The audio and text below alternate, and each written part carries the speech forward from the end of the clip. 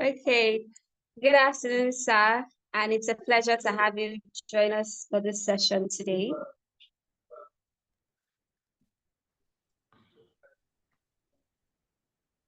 Okay.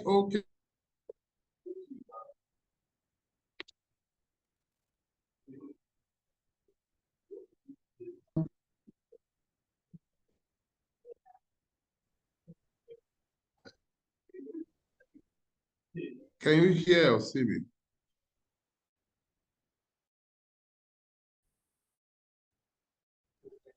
Okay, I can hear you now.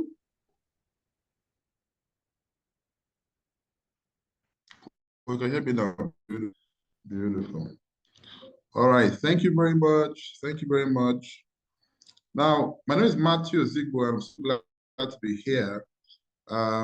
We just have some few minutes to share today. Few minutes, maybe next 45 minutes thereabout.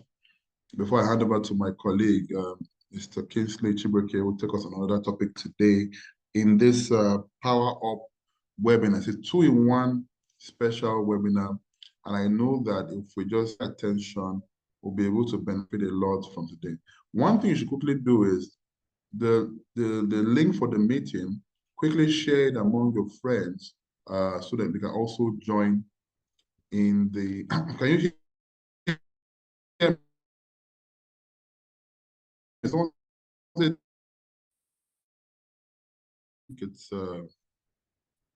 so quickly share the link for the meeting with other people so that they could join in, discussing something very, very interesting. So we're looking at business pitch prep. I know that for those who joined the virtual bootcamp earlier, you started looking at the business model canvas. Okay, fine. The business model BMC earlier today. We'll just touch on one or two areas, and then also we're going to have the next session on digital marketing for your sales boost. How do you leverage on that that tool to put out it's a great time today, and I want all us to when the time let's hit the road. So can you please do me the favor by sharing our slides? My slide actually. Yeah.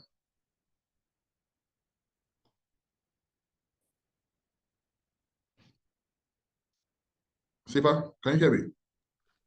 Yes, sir. Slide is coming up in a few minutes. Sorry, All right, good. Thank you very much. this next topic got kicked out. Oh, okay, no problem. All right, so while we wait for the slides to crop up, I just want to say that some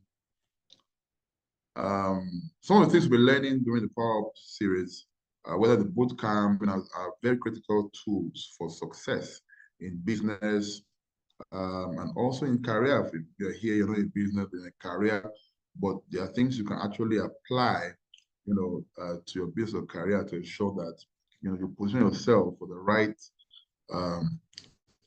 kind of engagement and success in that field. So you do want to attend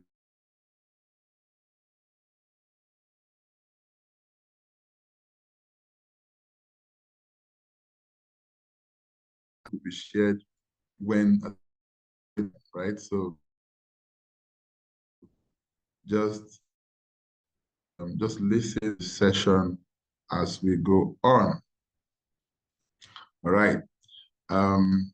So we're looking at business pitch, and it's very important that we understand that um, it's okay to have a business idea. It's okay for you to have a very brilliant idea.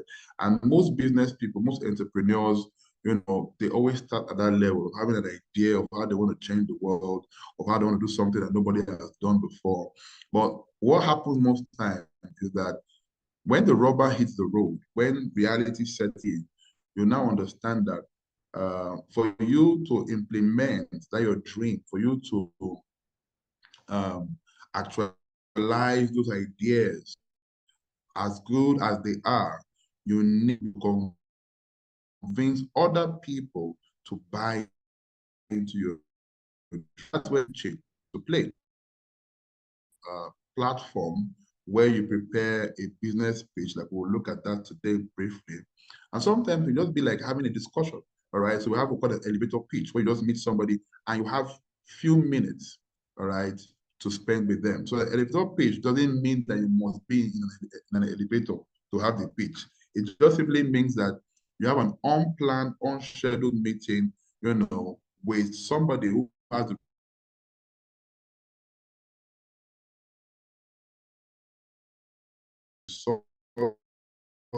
resources to to help you actualize your dream. So it's for the slide. It's important for us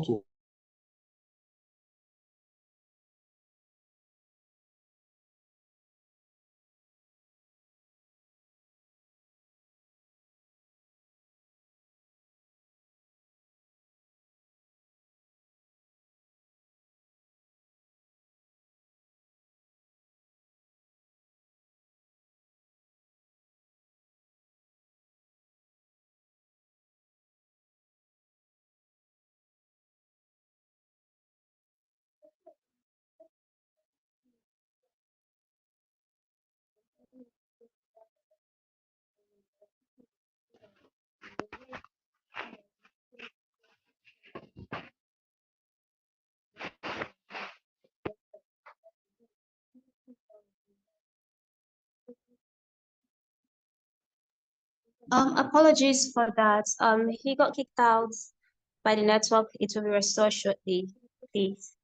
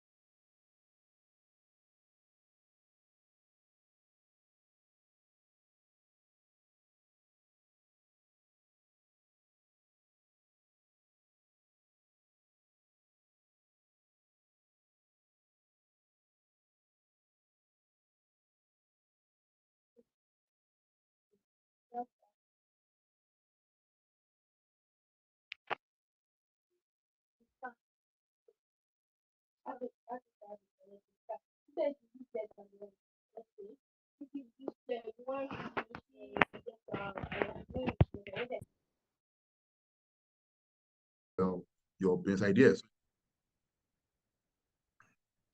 Okay. All right. So can I have the slides back, please? All right. So I just want to say that so that nobody says, okay, I've learned about business pitch, and then so I'm going out there and you don't do a proper research about what you need to, or your business idea. It will not, in fact, for you to even have a very good business pitch, you need to actually do a proper research concerning your business. Now, let me say this again while I wait for the slides to come up.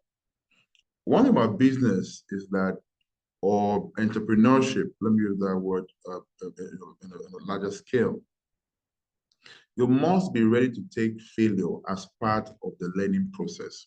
All right. In fact, you must not see failure as final. Failure in one business doesn't mean that you are a failure as an entrepreneur. It just means that you need to learn, help you become a better entrepreneur the next time.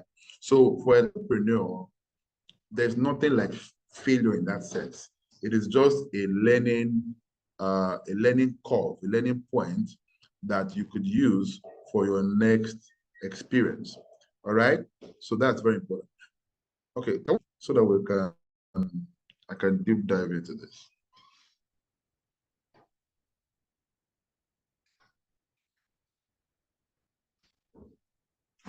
See if I can.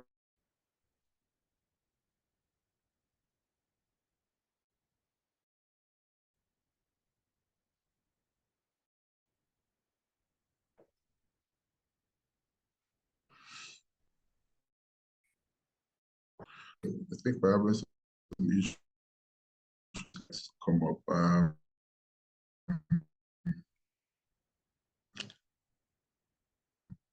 Apologies, I know we're having network issues. Network is a bit slow, um, but we'll get better. Get better. Now, just start preparing your questions. We're here to also answer questions that you may require what in your business, or you're an aspiring business person, right? So I mean, you're here, you're a career person, you're saying this doesn't concern me. It does concern you, right? Because I tell people that no matter how successful you are in your career, there needs to be some form of transition, okay? Either to you becoming an entrepreneur or you becoming an investor. Either way, you need to get to a work for you working for money, right? So you may start up as an employee, you know, or yeah, an employee and all that. But you need to move to being self-employed. So they are the EI. Write that down. EBI. Okay. When it comes to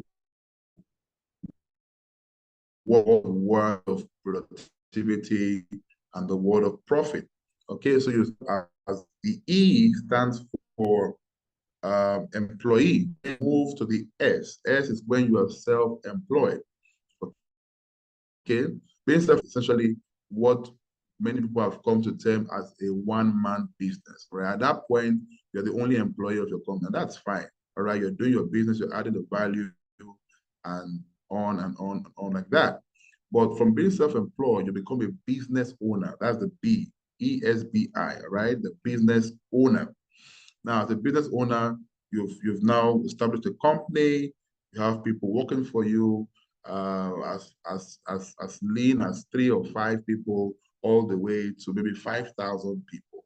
All right, you're a business owner. People now depend on your company. So from that business idea you had, when you were still working for somebody, you stepped out to become self-employed to try it out. It's working. You get other people to work with you or work for you, and then it's growing. And then from being a business owner, you become an investor. So sometimes some people say, I'm not cut out for business. And maybe truly they are not really cut out for business in that sense, right? But what I tell people is that you must get to a level, which is the last level, the I. The I there stands for investor when it comes to how you should be productive as a worker, right?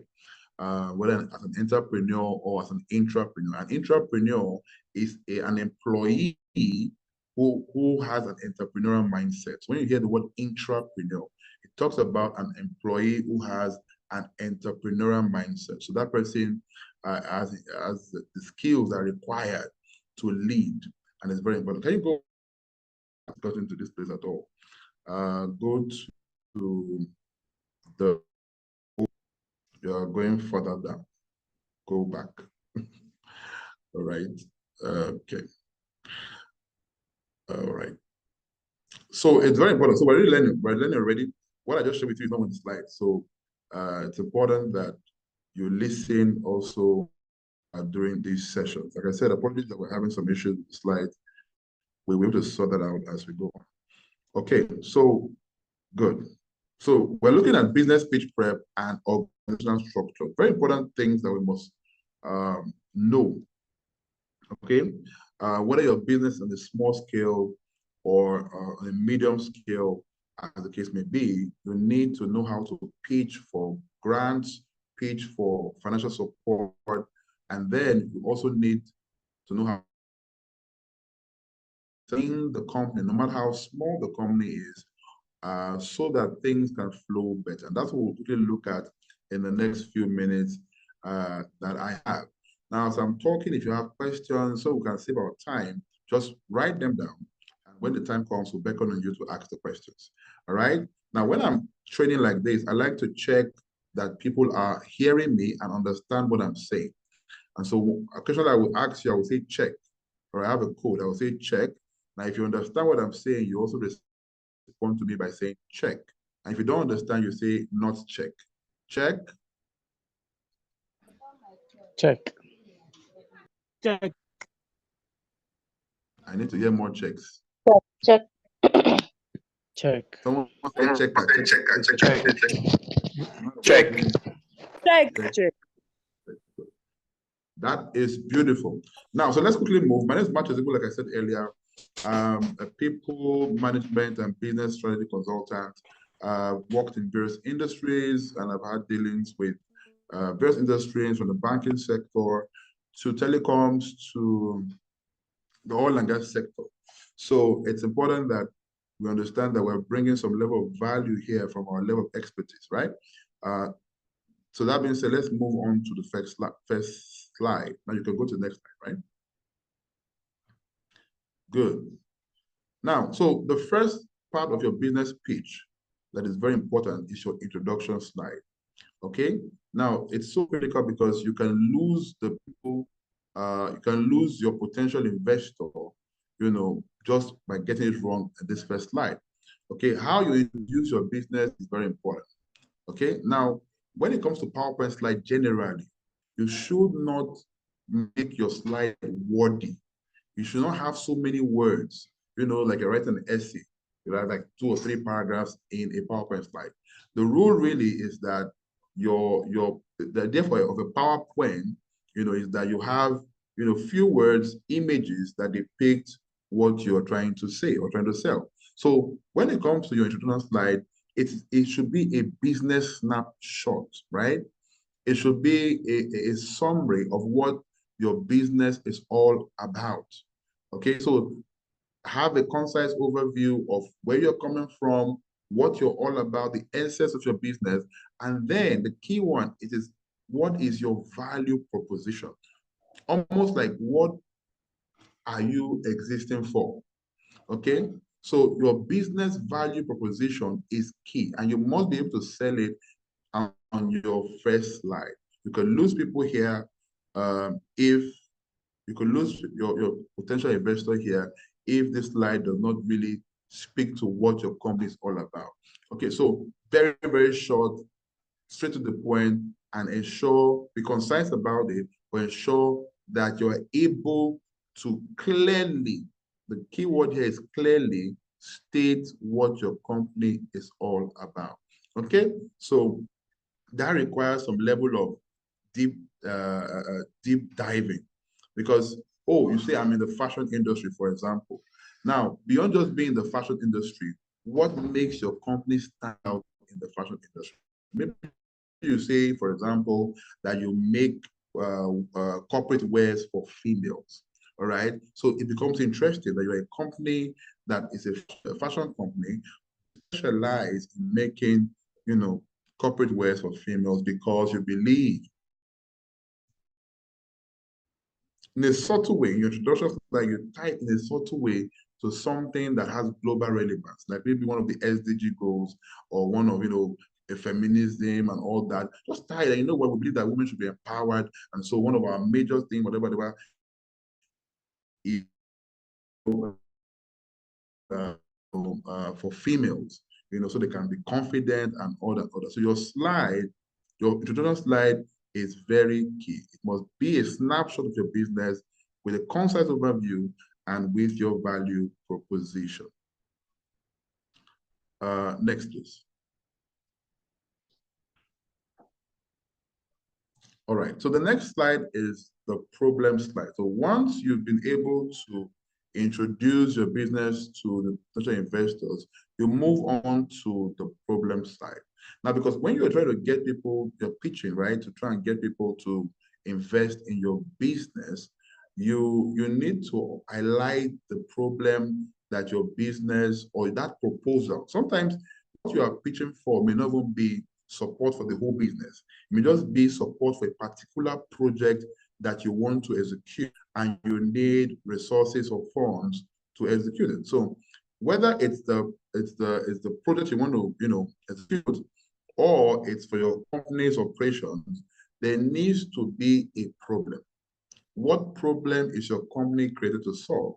What problem would that project solve? So you need to be very clear about it, and that needs to be the next slide that you have. So you highlight a specific market problem, and you need to make it relatable and urgent. Now, because if you talk about maybe, for example, you say, oh, in the next 30 years, with the way things are going, people will not have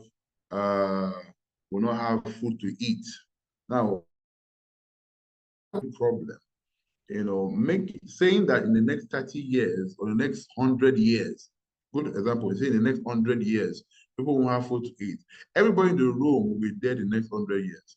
So they may not really see it as an urgent matter, So you need to make the matter, number one, you need to be specific about the market problem. Don't generalize. You need to really deep dive and find out what is the problem that your product or service is, created to solve. And then you make it relatable. Then you be able to see that, yes, there is a problem. Once they're not able to connect, with that problem, then you're losing them already. So they must be able to. It's quite urgent. Let's go next. So we have look at the introduction to the problem slide, then explaining why the problem is critical.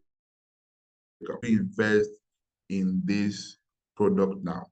Why is this problem critical? You see that we're dwelling now on the problem, but we're not on it with emotions.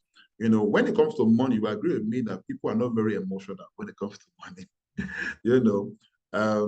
You don't just say, oh, because you have a lot of money, I want to just waste it. Especially when you end it the right way. You don't want to just throw it away on anything like that. So it's important that we understand we need to back up our reasoning with statistics, with trends.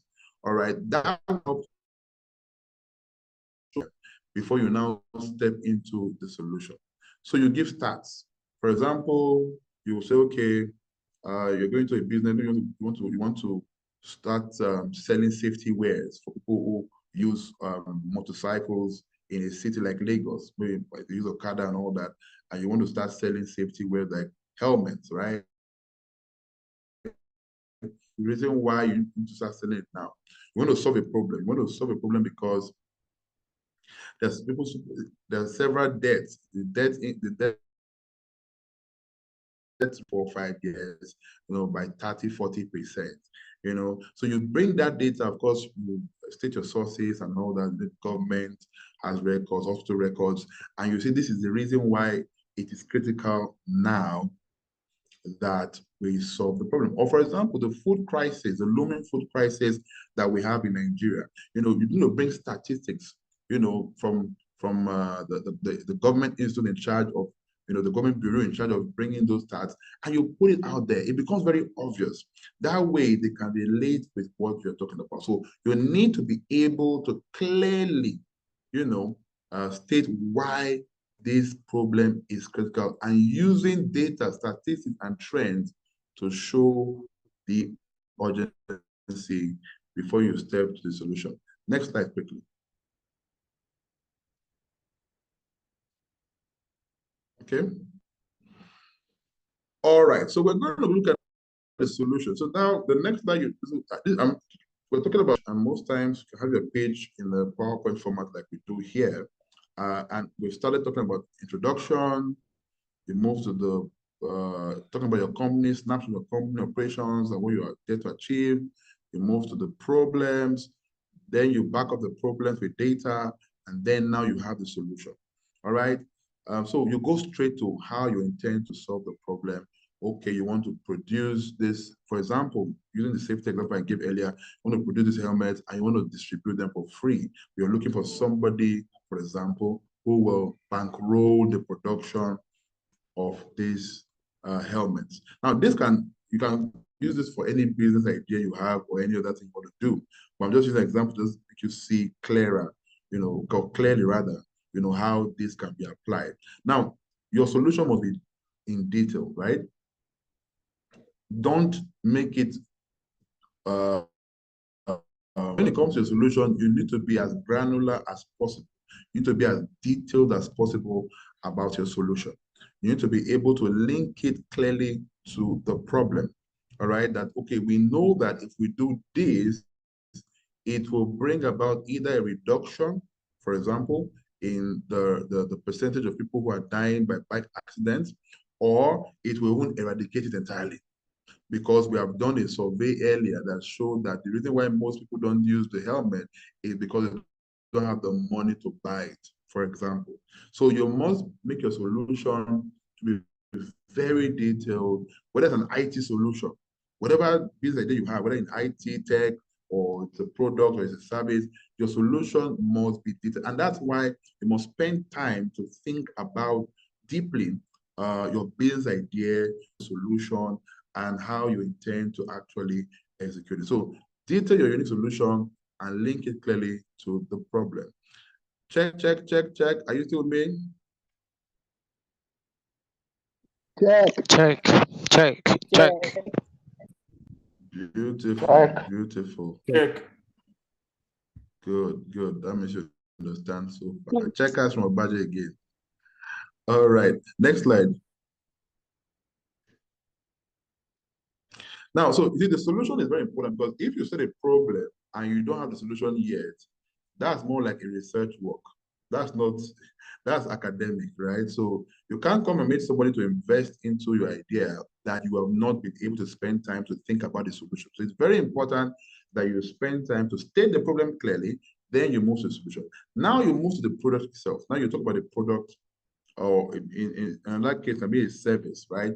Talk about the product, you showcase the key features and benefits of your product. You take time to explain what it's all about, why it is unique, what makes your product unique, what makes your service unique.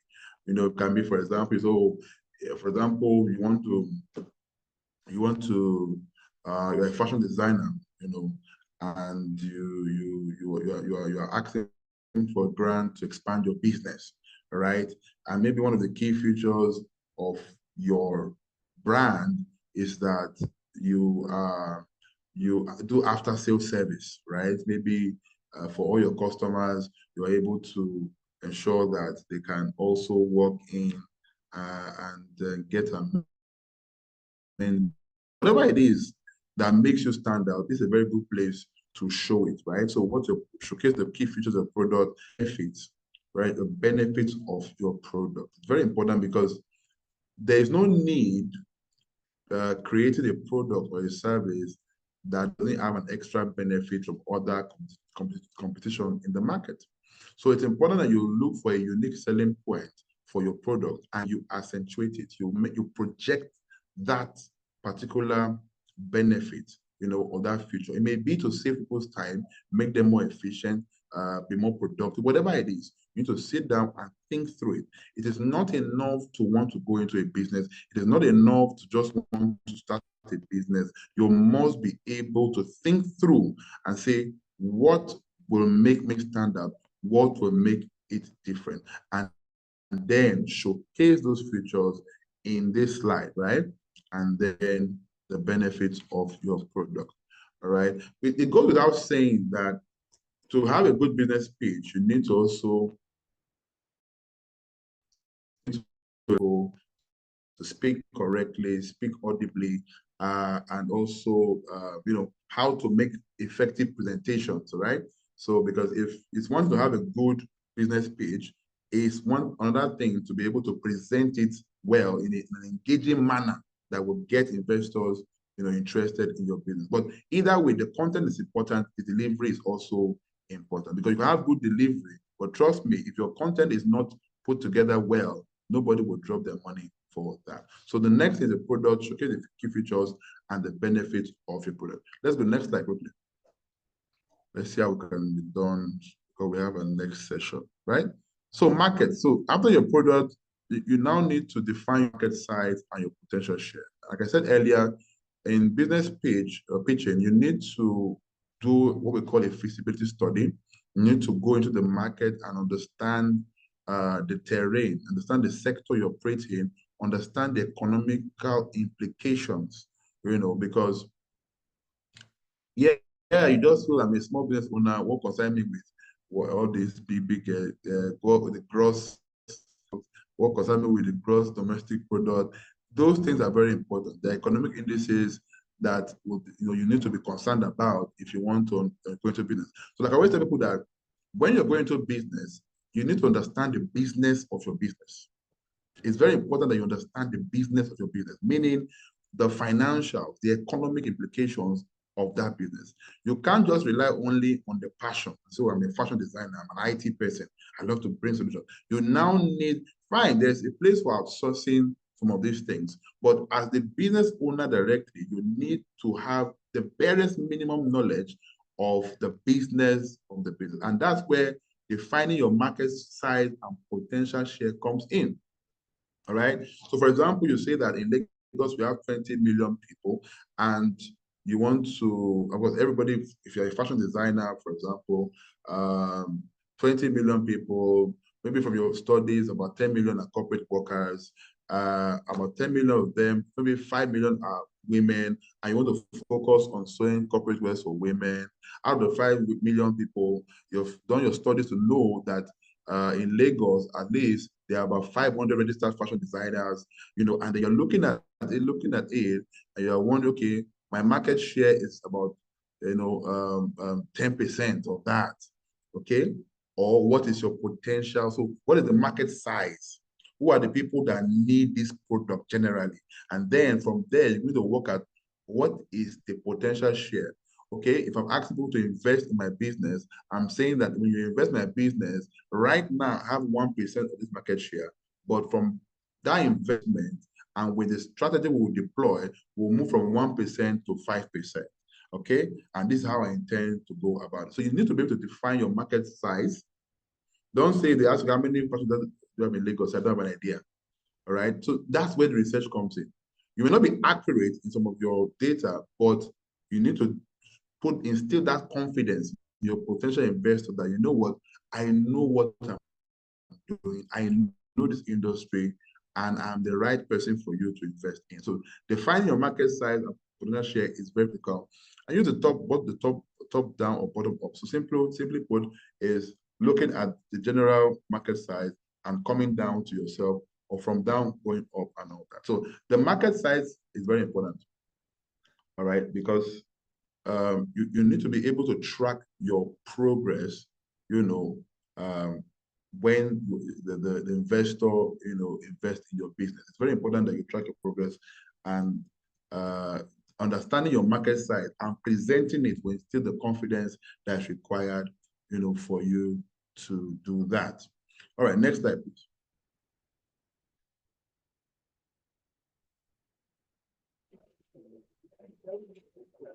All right, so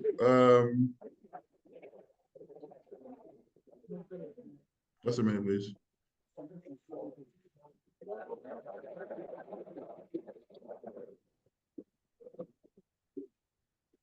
Now, the next one is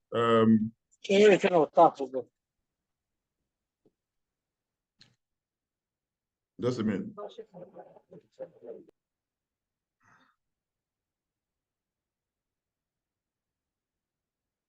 All right, so the next one is competition. So you must be able to identify the main competitors within the industry. Of course, when you do your good market research, you'll be able to identify who are the main competitors, whether they are bigger than you, your peers, or smaller than you.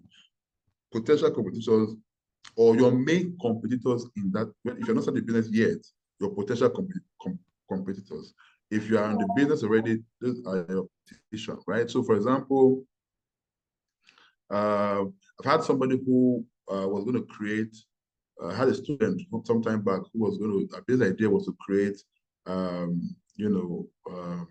what's the word now? Female pad, right? For flow and all that, for their monthly flow. And she was able to identify that our main competitors are people that produce always.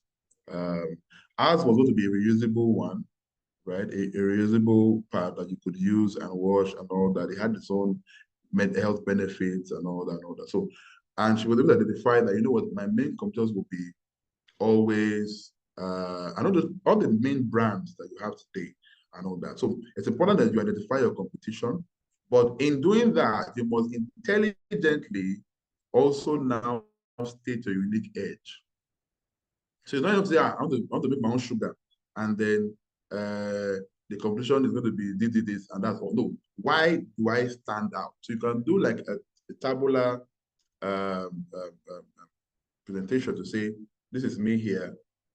Computer 1 is here, computer 2 is here, computer 3 is here. These are the things that they have that I have. These are the things that they don't have. That analysis, a computer analysis to show that this is where I stand out, and this is why you need to invest in my business. Next slide. The attendance will be marked. We'll share a attendance link later in the class. So when that time comes, we will let you know. I've seen people asking about attendance sheet.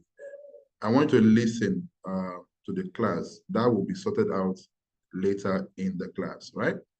Now, I understand for those who are in the boot camp, you all have to do like an assignment. So you need to also listen attentively. Now, when you look at this, your go-to-market, what is the GTM strategy, right? So what is your strategy to, you talk about, okay, this is solution. How do you intend to implement this solution? That's what it's about, okay? What is your plan? When you hear the word strategy, it means what's your plan, okay? What's the tactics? What do you intend to do to actually achieve the solution that you talked about? So outline your GTM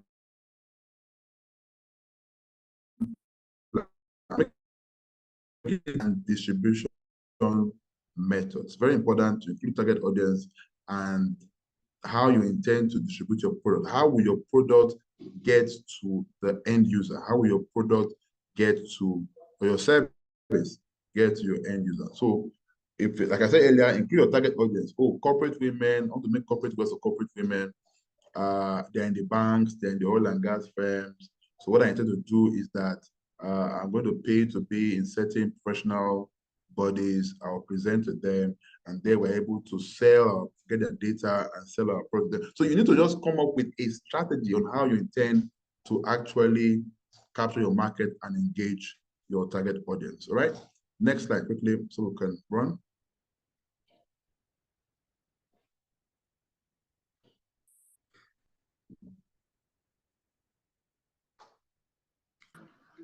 Okay, so after the GTM, you look at your traction, right? When it comes to traction, we're looking at how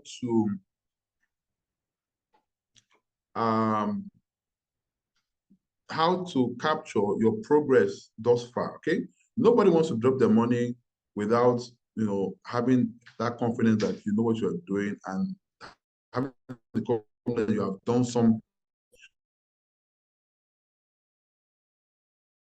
But so far, I've been able to spend so amount, and we're able to open one shop, and I was able to reach out to 10 customers. No matter how small it is, you must have done something. You can't leave that idea only at the idea stage and be talking. So you need to have made some level of movement, and that's what traction is all about. So you're demonstrating the level. It may not be anything grand, right? But it must be something that shows that you really believe in what you are saying, and you have made the move to try to actually, actualize it. And now you're asking for people to support you. So that's where traction comes in. And it's very good that you do this, not with emotions, like I said. Deal with numbers. Show the metrics, like how much your revenue is. What are your KPIs? Maybe, last year we decided that we'll reach out to 30 customers. We're able to reach out to 25 customers. All right. So that's been trying to go online. We have reached out to 1,000 people online already. So traction can come in any form, maybe revenue, maybe KPIs, or maybe your media coverage. So that also goes to tell you that if you are here and you have a business idea, start working with business ideas so that when the time comes for you to pitch to somebody who can help you to invest and then expand your business, you will have something to tell them about your traction. Next slide quickly. The next slide is your team. So you show how, right? So I like key team members, their roles and their expertise, right? So for a small business, of course, we don't expect just to have a lot of members of your team. Have only one or two people or three people is fine. But it's important that your potential investor knows that you are not a loner, right? You have people who also believe in your business idea and are willing to work with you, even without being paid in some circumstances. So I like your key team members' roles, what they are actually, they don't just create people, fake. All right. Well, you may not pay them, but you can start with your friends that believe in you or you're there, put them there, but they must have a function because a potential investor can call on any of them to ask, okay, what are you doing with this idea with this company? So, of course, oh, maybe that person is especially in IT or HR or in whatever it is, you put it there, all right, and you highlight their roles best at what they do. So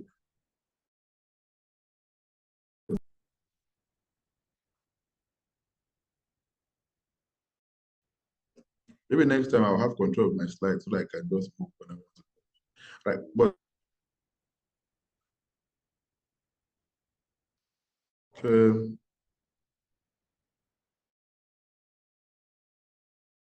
for this is about the last slide for the pitch, right?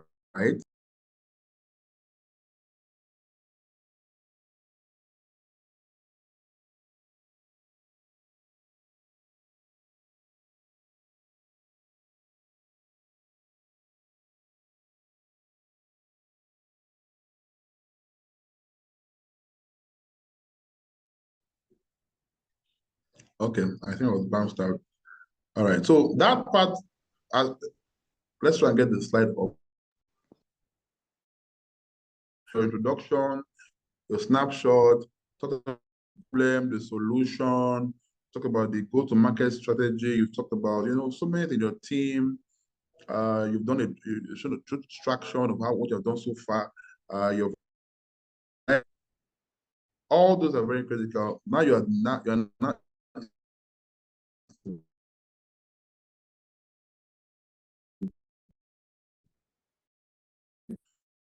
just all right. So the one is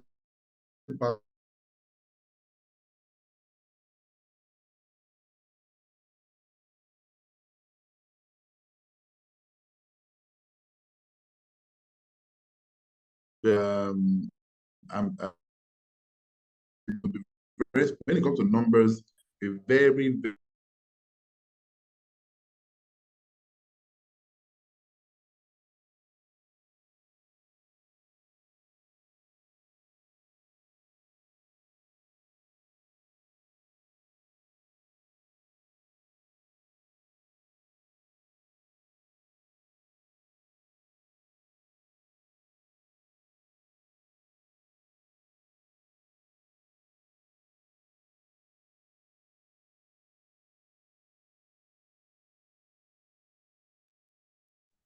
Okay, apologies. Speaker is coming back on shortly. The network just kicks him out of the call. Just hold on a bit.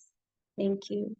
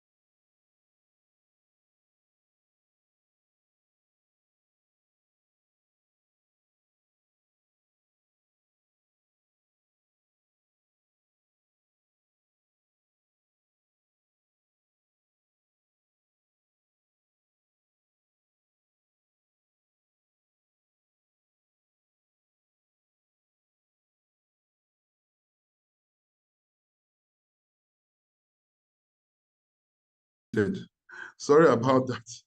I was muted and I've said a lot of things already. So what I said in a nutshell, I'll say it again.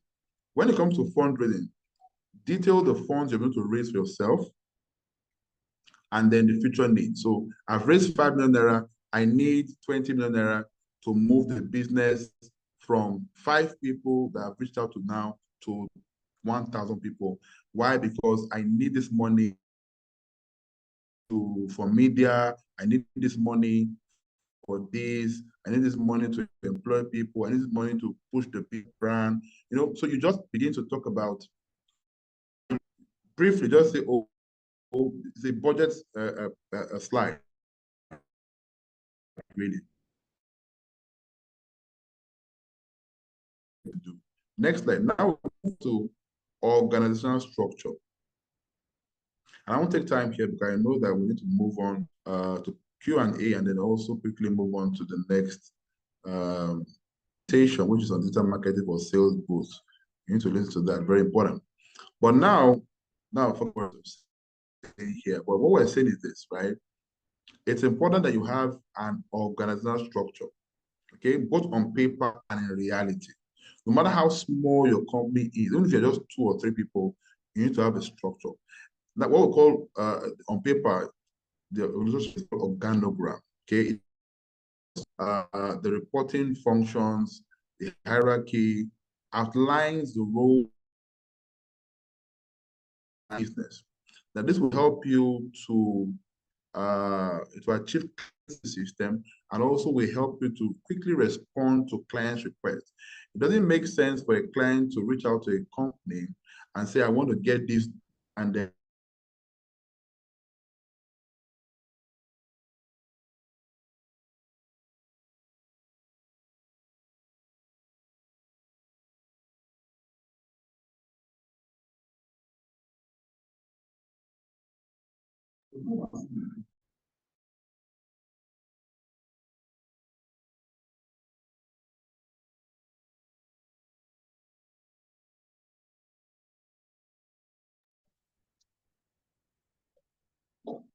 okay.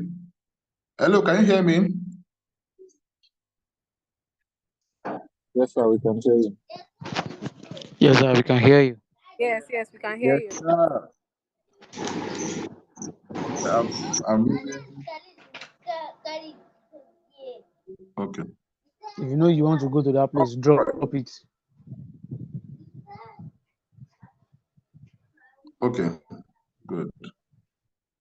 So, like I was saying, we need to use the structure. So, structure is very important of within the company and allows you to attend to the customer, because the customer is the reason why you open the business in the first place. So when you are able to have an effective structure, for your company, no matter how small, because the problem people have is that, we here just 2 or 3 people, why am I going to have a structure? I was just stressing no.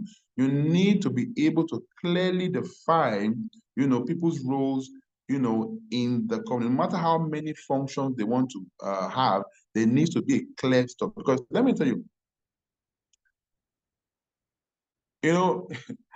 sometimes when we discuss things like this, people don't understand the importance of these things until it begins to cost you a lot of money. I wouldn't say I wouldn't a scenario where a potential client called into a company and called into a company, and because they didn't have this kind of well-defined structure, nobody could really attend to that customer's needs. And that's how the client, potential client, left and took the business elsewhere. Because when he called in, the person who picked said, I don't know anything about this particular project. And then the person did not also say, hold on, let me hand over to somebody else. They hand over to somebody else. That one said, I don't also know anything about the project. So imagine a potential client that could bring, a lot of money to the business. Because roles were not clearly defined, that opportunity was lost. In fact, in an hospital setting, it can get worse. Someone can die because of lack of clearly defined roles. Because I'm not the one in charge of giving injection. I don't want to say I'm not in charge. So you need to, and the person just goes and dies because nobody defined who should give the injection to the patient. So it's very important that we have clearly defined structure when it comes to our organization. And the word organization comes from the word organism, right? And organisms are living beings. So your company is a living being. Your company is living and breathing. And so you need to be able to say, oh, you are the eyes, and the eyes is for seeing. You are the hand is for carrying. You are the leg is for walking. That's the analogy I can give to you to try and explain it. So everybody knows their function, and then they work together, to achieve it. So of course, for a small business, next slide. For a small business, there are two types of structures that you can use. One is the functional structure. Essentially, they just talked about basically what is your function in the company. So we'll name your job role, for example, based on your function. All right. So if you are your function is to give welfare, we'll call you the welfare coordinator. Based on what you are bringing to the table, we name you based on your function. Nothing more, just your function, and that's it, right? So most likely, this kind of flows from top to the bottom. So from the leader, for whoever is the leader in the company, down to the least employees, right? And all that. Now we have another structure that you can use for a small or medium company, which is the customer-centric kind of structure. Essentially, it's based on the customer journey in your company. So, for example, an healthcare provider, like I said here, may outline the steps involved in patient care and who is responsible for what at each stage. So, for example, you go to a place where they're doing testing, a diagnosis center, all right? And then there's a cashier here, there's somebody a nurse here, there's somebody who does the consultation, there's somebody who does the taking of the blood test, somebody who does the engagement. So there are 5, 6 people I just mentioned now. So based on the customer journey, and you can't skip one of them. You must go from the first person all the way to the last person. You now develop your organogram in line with that customer journey. Next slide. Right, this is essentially a picture of how an organogram can look like, right? Owner, director, you have a tech person, you have a production person, you have a sales person. Again, you could combine any of these functions as you grow as a business. So don't put yourself under any undue pressure in trying to say I must feel it, all right? But every of these functions are very critical: account, support, reception, sales, production, and tech. It's a typical organogram that you could have. Next slide.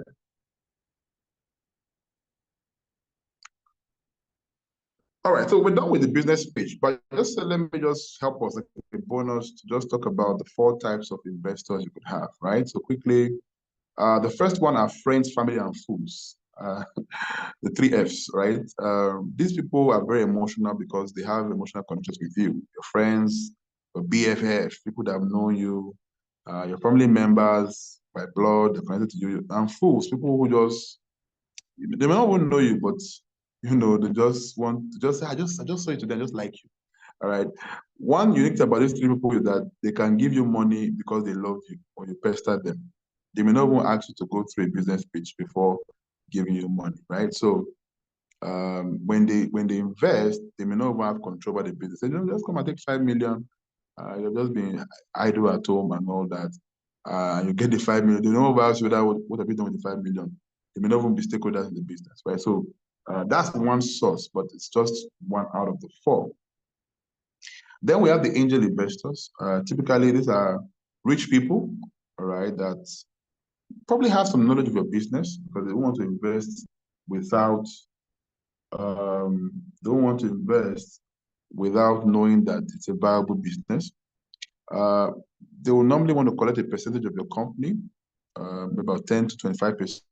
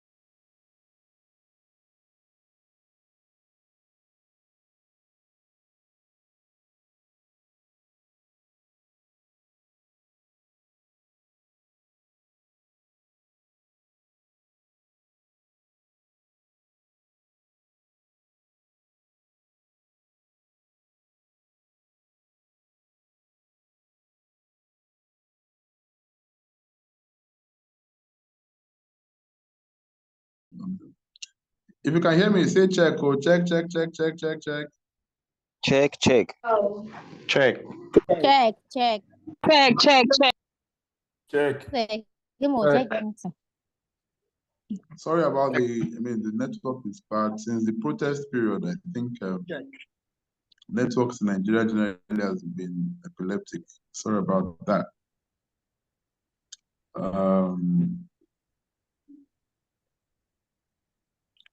Okay.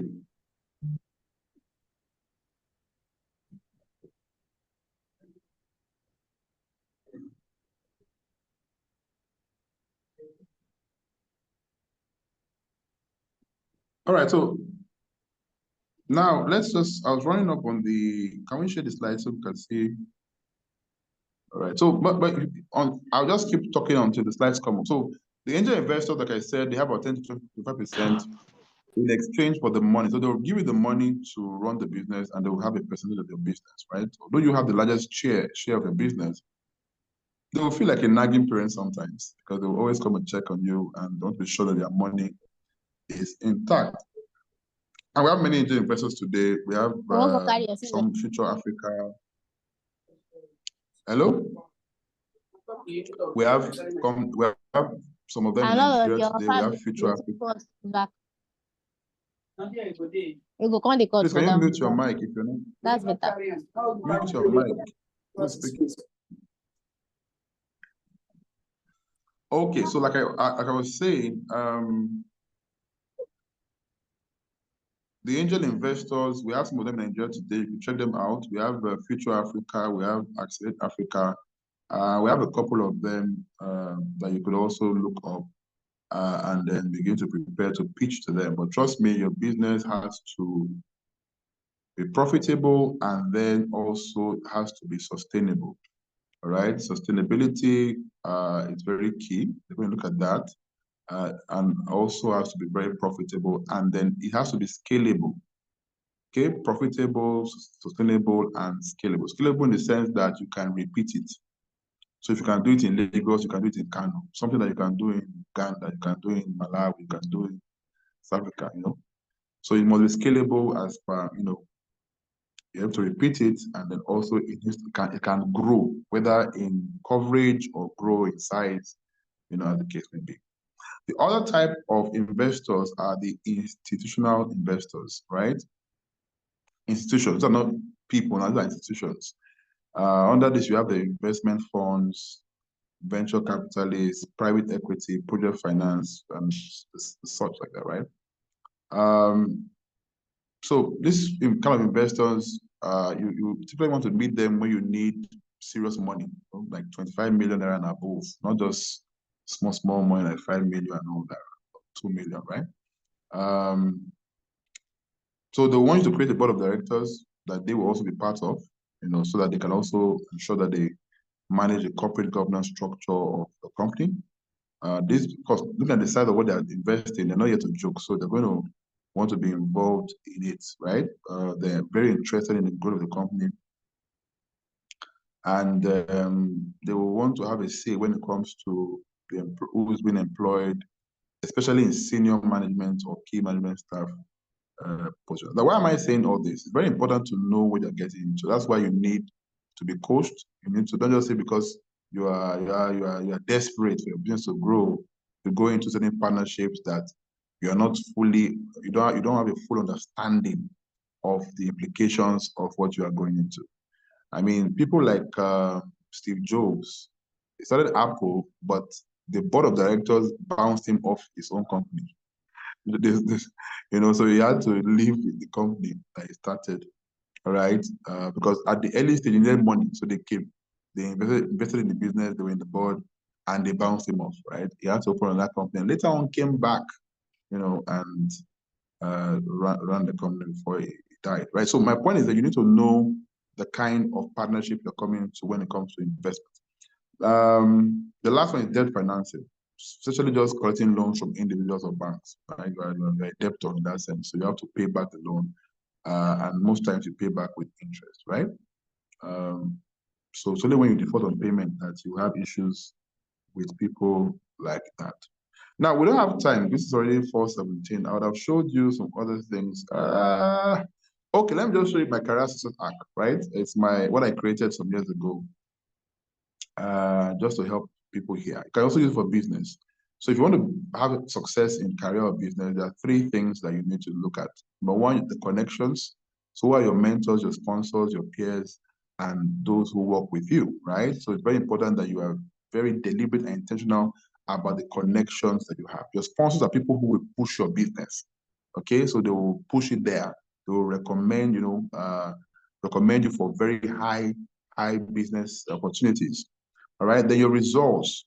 What are your achievements? So when it comes to your LinkedIn page, for example, your business or your website or whatever it is that you use on that space to rebuild your business, you need to highlight your achievements, the projects you are working on, and how you are being profitable. You need to sell yourself. That's what I'm saying. And the last thing are your skills, right? As a business owner, you need to evolve. You need to ensure that you are growing. So when it comes to learning or skill development, you must place priority on it. In-demand skills. What are the skills? For example, tech skills are in demand today. So don't say, I'm a tailor, I don't need to learn tech. Learn tech, no matter how basic it is. Learn something around it. Critical human skills talks about soft skills, communication, presentation, things that have to do with interpersonal, skills. You need to learn it. And then relevant industry skills. So you need to know what is relevant within the industry that you operate in.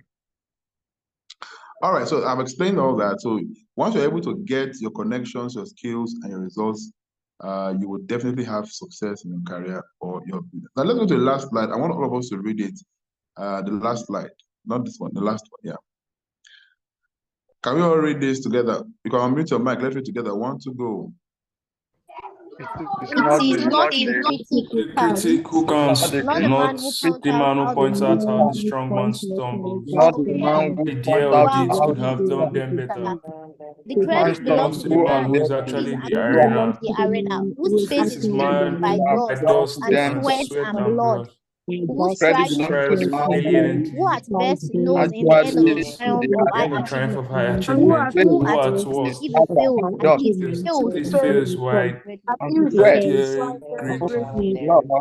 blood, who strive silently, who at best know Well in the All done. end of right. the Thank you, thank you, thank you. So I hope you get the message of this from Theodore Roosevelt, one of the American presidents, and he says that you are the man in the arena. You should be the man in the arena. You should be the one who is not just by the sideline deciding. You should be out there doing your best, right? You're going to face challenges when it comes to business world. Trust me, you're going to have highs and lows, but you're not going to give up. If you're the man in the arena, you're going to be there and ensure that you learn from your failures and you stand up, bounce back, and do better next time. Thank you very much for your time. And we'll come to the end of the first part of this training. All right? So if we have questions, I'll hand over to Safer to handle that.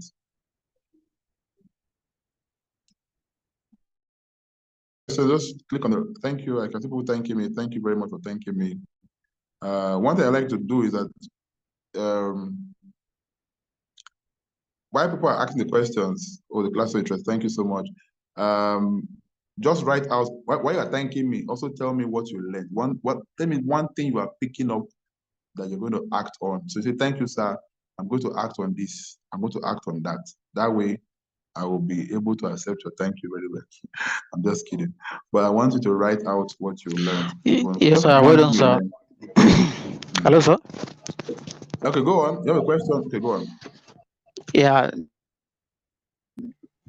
What I want to say is not really a question, but can we have the slide after the class? Maybe you just drop it to the group. Okay, I'll do that. No problem. All right. Thank you very much, sir. You're welcome. Welcome. Hello, sir. Hello, sir. So, go on. Hello, they used to say we'll see slide, and up to now, I've been searching this WhatsApp. I've not seen any slide on the group, so I don't know what is going on. For the slide. Okay, sir. Don't worry, What you I will mean get the is that slides. they tell us we'll see, but up to now in the group, we have not seen anything like that. to go through. No. So for the Me, I'm not. boot camp, for the virtual boot camp, hello, for the virtual boot camp, you may not get the slides as you're done with the class. You will get it later on at the end of the program. We'll put together in one link and we'll share with you. Even the recordings we'll share with you at the end of the program. But for this webinar, I can get the slide to you on the program. Okay. Okay. Because some of us network had issue and then we lost everything. No problem. You'll get that at the end of for the bootcamp. We'll get it. All right. So, any other questions? Yes, I can see people's response.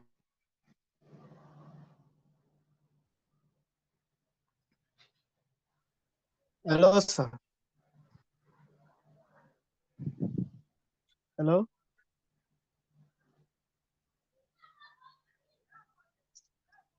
Go ahead.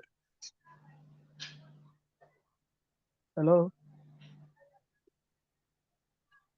Yeah, go ahead. Okay, in the business plan, or can I say pitch, the pitch deck, is it compulsory to put exist? Yeah, we can't hear you. It's breaking.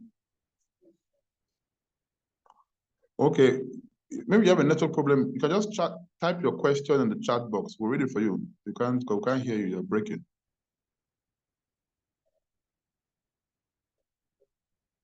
Can't hear you.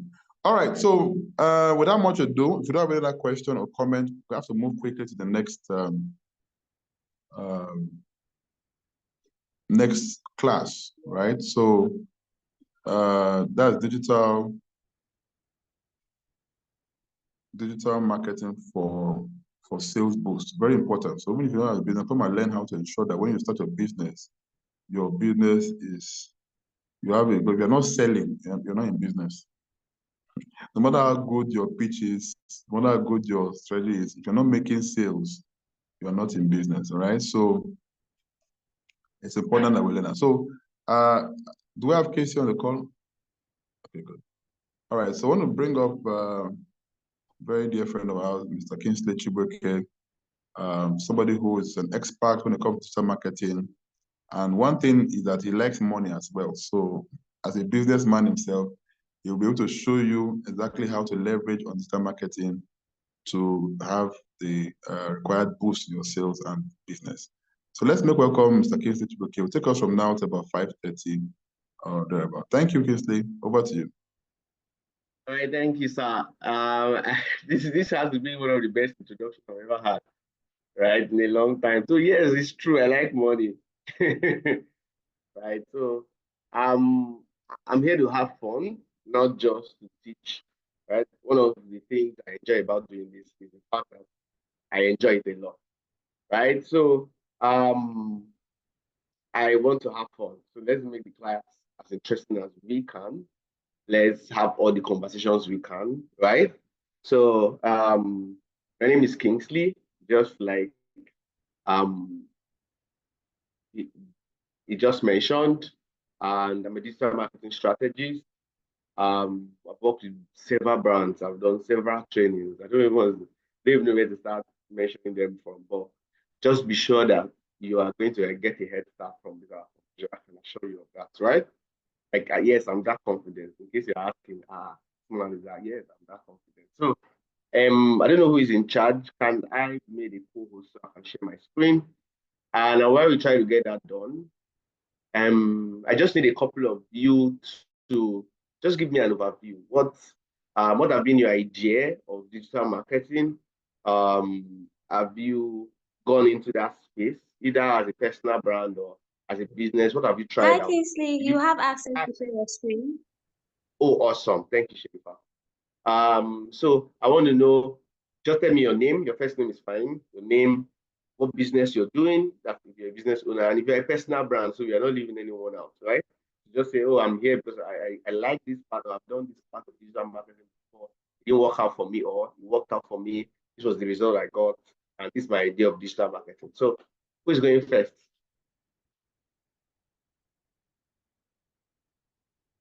Who is going first? Yes, you can use the chat box. you can use the chat box. I'll keep my eye on that space. All right, so let's go, guys. Who is, yes, welcome on board. Yes, yes, yes. I always prefer the speakers. So who are those who can unmute their mic and let me hear from you directly?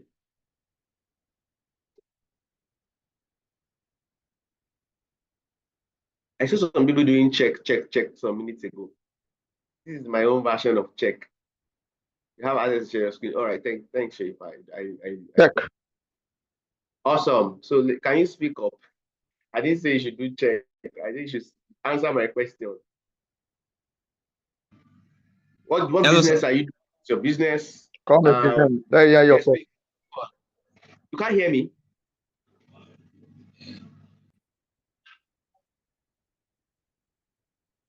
Please come again so that we can hear your question. All right. I said, what part of digital marketing have you explored? Tell me your name. What kind of digital marketing have you explored, and what was the outcome? Did it work out fine? Did it not work out fine? And how did it go? Rachel, you were raising your hands. Please, you can speak up.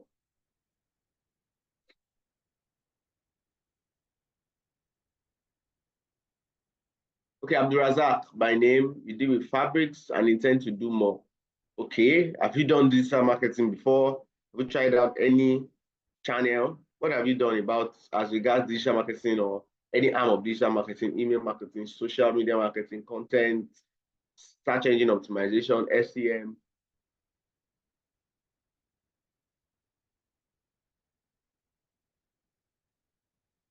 All right. Good afternoon, everyone. I'm Olaito. I'm a Hi, hairstylist. Okay, I'm a hairstylist and I go by the name Heritage Bridals. It's a mobile salon actually where I go to where I render home services to my clients. And at a point I had to create a WhatsApp, what is it called, a group chat for my clients. And then I lost my phone, so that didn't work out well. Then I created a Facebook page for my WhatsApp group, which has over 1K followers now. Initially I was like consistently posting. So I make hair, I post, I go for jobs and then I post them at least maybe once or twice a week. Then I don't know. I just relented. Okay, I guess maybe I went for service and then I stopped. So then after coming back from service, I think I started again. But like the consistency was the issue. Like I wasn't really consistent with it. And then I would just be seeing 2 views, 5 views per week. So that is let me just say that is the part of digital marketing I exploited. And okay, at the point I think I also opened an Instagram page. Then I forgot my password. So I was not really serious with that one. But the one I think I was serious with at the point was Facebook. So like I think that is the area of digital marketing I have exploited so far. Right, that's interesting. Like, thank you for sharing. Good to know that somebody have given it a try at some point. Any other person willing to speak? I can see Leroy. Okay, fashion designer and a team lead digital agency. Okay, that sounds good. So please go on. All right, thank you, sir. Good afternoon, everyone. I'd like to follow up on what Olaito said. I think we share the same story. Same for me. I'm the creative. What do you do? I need to know. We make solid steel. Tolu, I don't know. Maybe you are far from your mic or something. You are actually not clear enough. I can hear you, but you're not that clear. So can you hear me now? Absolutely, much better. Thank you, Tolu. Right. So yeah, I was saying earlier that we make solid shoes. All we just do is make solid shoes, and the tool I have used is social media marketing. What do you mean by solid shoes? Yeah, that's where we come in. That's our unique selling point. We just make corporate shoes. for luxury corporate fanatics. shoes. Okay. Corporate shoes. Fine. Go on, please. Yes. So the part of digital marketing, we've exploited the social media marketing. At some point, we had a lot of visibility on Instagram, and all of a sudden we got banned. I don't know why. So we just had to restart. So basically, we use WhatsApp. We use WhatsApp to do our metrics. Use WhatsApp to do your matrix? Was that what I heard?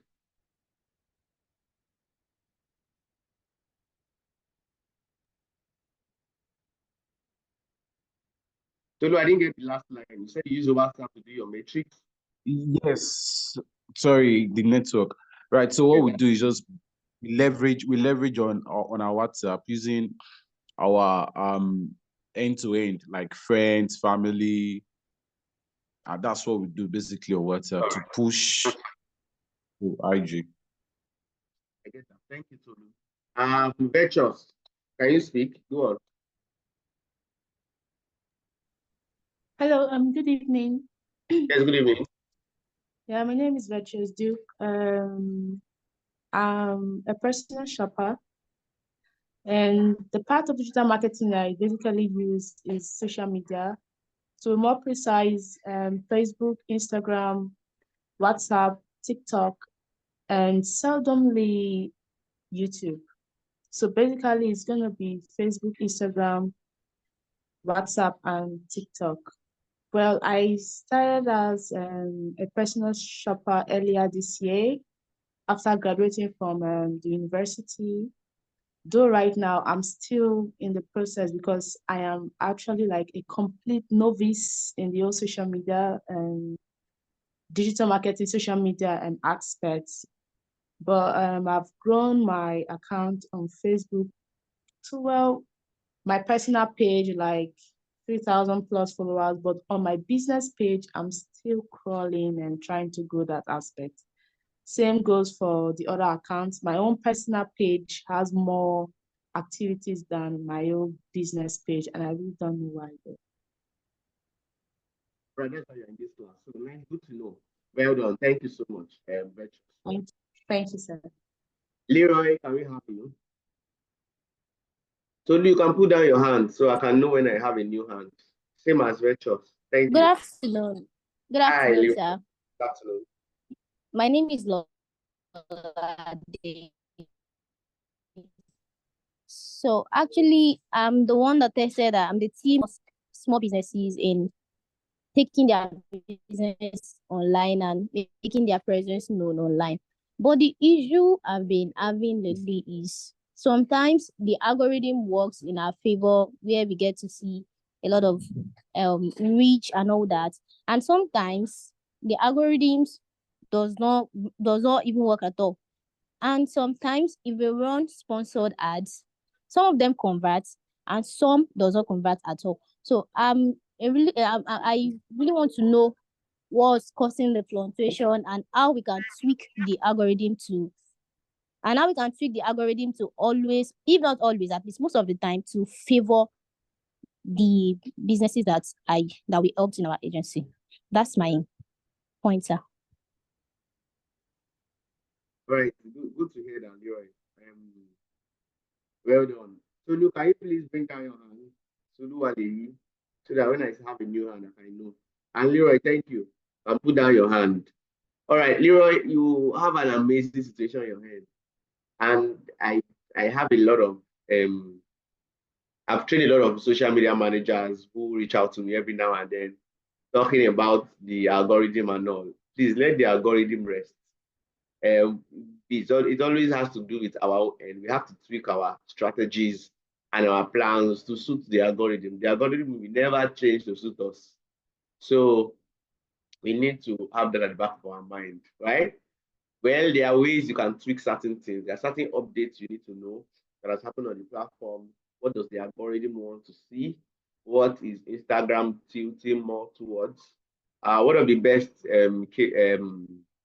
engagement to look out for that gives you good effect right now is shares. Gone are those days where you post and people like, you see your life will start growing. If people share your post more, the algorithm pushes it more than it pushes like people with more likes, right?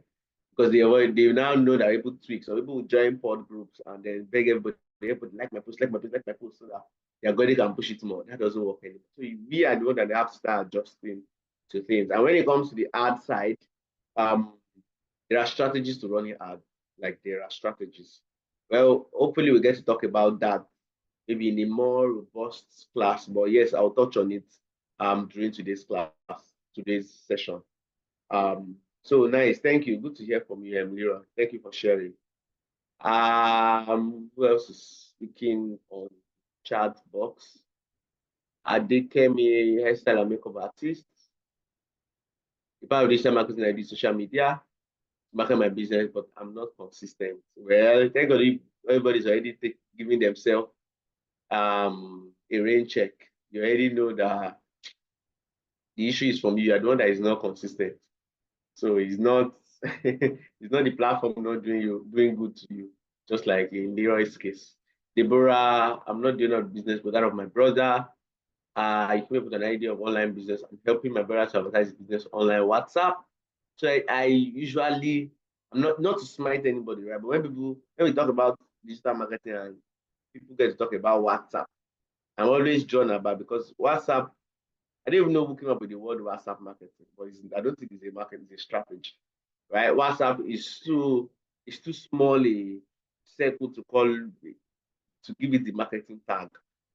WhatsApp is for maybe you want to close a client, a prospect, something, but to build a strategy around WhatsApp, how do you plan? Let's say best case scenario, right? You get to say you have over, for instance, I had this product I sold over 800 pieces online using Instagram ads at the time, and my WhatsApp view is nothing, somewhere around 150-ish, right? So let's even assume that everybody on my WhatsApp bought the item 150. I would never had sold 800 if I was just holding on to WhatsApp. So please, let's keep WhatsApp out of WhatsApp. I know WhatsApp is a social media channel, but please let's leave it out of this conversation for now, right?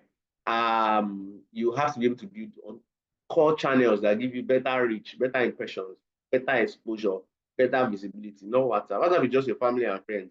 They will price you more. They are the ones that are most likely going to owe you after buying the item. They are the ones that should get. So I don't know how we get to manage that statement, but please, WhatsApp is not online, right?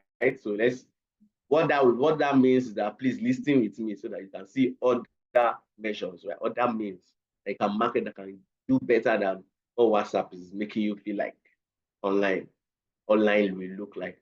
And I'm getting a lot of feedback from the customer. It's really helping to increase in the sales output, but it's not really easy. It took some time, consistency, and effort. Yeah, everything takes time. See, as much as we are having this conversation, even the previous class, I was actually in class all through, right? You have to put a lot of work into this thing. So if you are not somebody that wants to work, please, maybe you are not in the right place, right? So we always have to, let's all have at the back of our mind that this takes work, right? So yes, it changes your audience. All right, so let me go into sharing my screen. Leroy, can you put down your hand? So in case I have a new hand, I can take note of that. Toluwaleyi, please kindly put down your hand. So because I'm about sharing my screen, I'm not able to keep up with this other screen. I won't see it for a while. I want to share my screen right about now. In a second.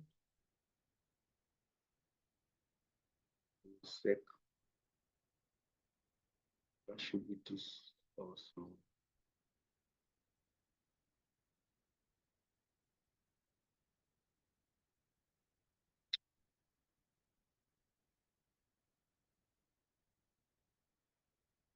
All right, please let's confirm you can all see my screen. I need to be sure of that. Participants can now see my screen. Can you see my screen, please, guys? Yes, sir. Awesome. Thank you very much for letting me know. Okay, so the conversation is around using digital marketing to boost sales, right? And we will get straight into it. Trying to increase my other screen. A second, the one that's in front of me here. Yeah, so that I can see your messages. Nice. All right. So digital marketing is a broad space, right? Digital marketing, like I said, is not WhatsApp marketing like some people have brought out that tag. It's not, it's a lot, right? It's an entire ecosystem. And we can all do it, right? We can all do it. We can all push our business, our brands, and what have you. We can all put these things on. Now, digital marketing didn't come out of its own self, right? It's an arm of marketing. And we have other forms of marketing. We have traditional marketing. I know we've all seen print media, we've all seen banners on the streets, right? We've seen both digital banners and banners on the highway and all of that, right? We've all seen all of those. And that's part of marketing, right? We also have inbound marketing. Inbound marketing is we have some people who are already clear on what they want, right? You're just helping them, you're magneting them to take action, right? And we have the outbound one, whereas you are going out, you're taking your message out to convince people who are maybe, they may not even be necessarily interested, maybe cold calls, maybe special DMs, and all of that. That's outbound marketing, right? And we have relationship marketing. This is a type where you're trying to build relationship, in-depth relationship with your audience, right? It will be through challenges. Maybe let's do this challenge, let's do this campaign, every sending stuff, just to build connection. We have B2C marketing, where you are marketing in business direct to customers, right? Direct to the actual users. And we have B2B, business to business, right? And we have digital marketing in itself.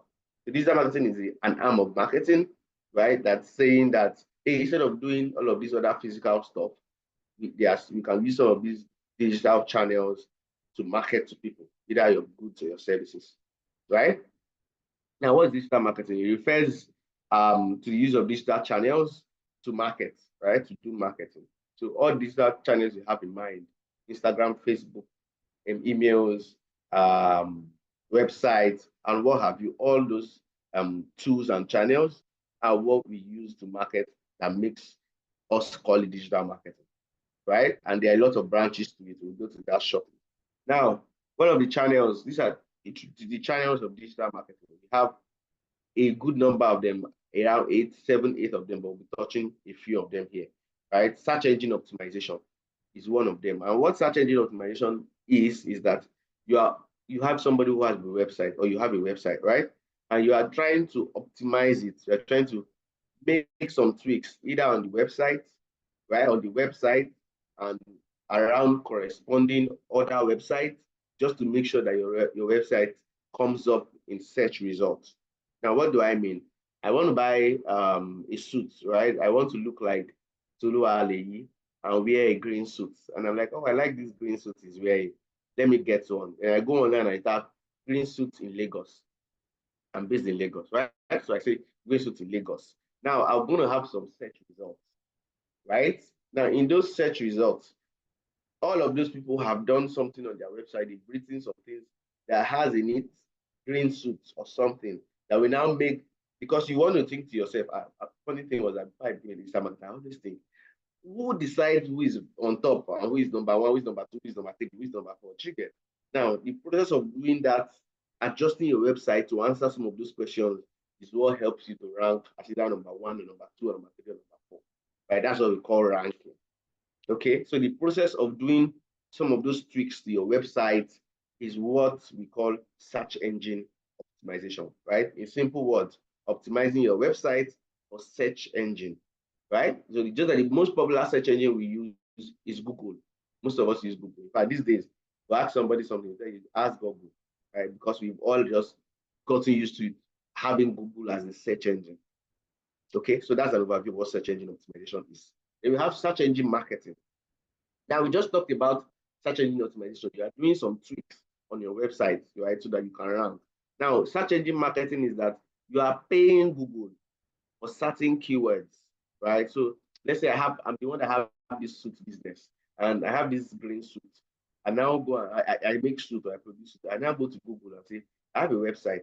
Please, I want to pay for a keyword called suits in Lagos. And I know how much it is. I want to pay so that when somebody search for suit in Lagos, I can come up on the search results, right? As paid. I don't know if that's making sense, right? So In other words, everything, these two guys, they have to do with search engine results. Yeah, search engine results page. So SEO is, you are not paying anybody for it. When I mean you're not paying anybody, you're not paying Google for it. You can pay me, that I should help you and do the tweets, help me adjust this, help me do that. Yes, that's me. You are not paying Google to push you. You are trying to push organically. Let me use that word. So that's more organic. The search engine marketing that you're paying the platform. But the other side of it is that once that money finishes, the platform has left you. You will not show again on that result. But you see search engine optimization, once you finally get it properly, you can be on that first, second, or third place for a very long time, and you're not paying Google for it. Right? So that's search engine optimization and search engine marketing, which is also called pay per click. Right? Pay per click. So why they call it pay per click is that the platform will not collect money from you until somebody clicks. So when somebody search for that suit in Lagos, and maybe say your website comes up, right? It's not going to collect your money yet until somebody now click on that link and say, I never go and check this person out. So it's telling you that, hey, I brought somebody to your shop, please give me money. I don't know if you've met those guys in Yaba, that when they bring somebody to your shop, they collect cuts. So in this situation, Google will say, oh yeah, I've done my work. I brought somebody to your shop. Over to you, close the person. I've collected my money. So if the platform has told you that keyword is what, let me say, 500 naira per click, it's collecting 500 naira. Bye-bye. Right? So that's what search engine marketing is. Now, social media marketing is another. And thank God a lot of us are quite familiar with it. In fact, it would have been a disaster now. And it would have been very interesting if everybody said they don't know about social media marketing. So I'm really impressed that at least a couple of us have an idea. At least we've tried Instagram and some of those social media channels. So basically, it's promoting your brand and your content on social media platforms, right?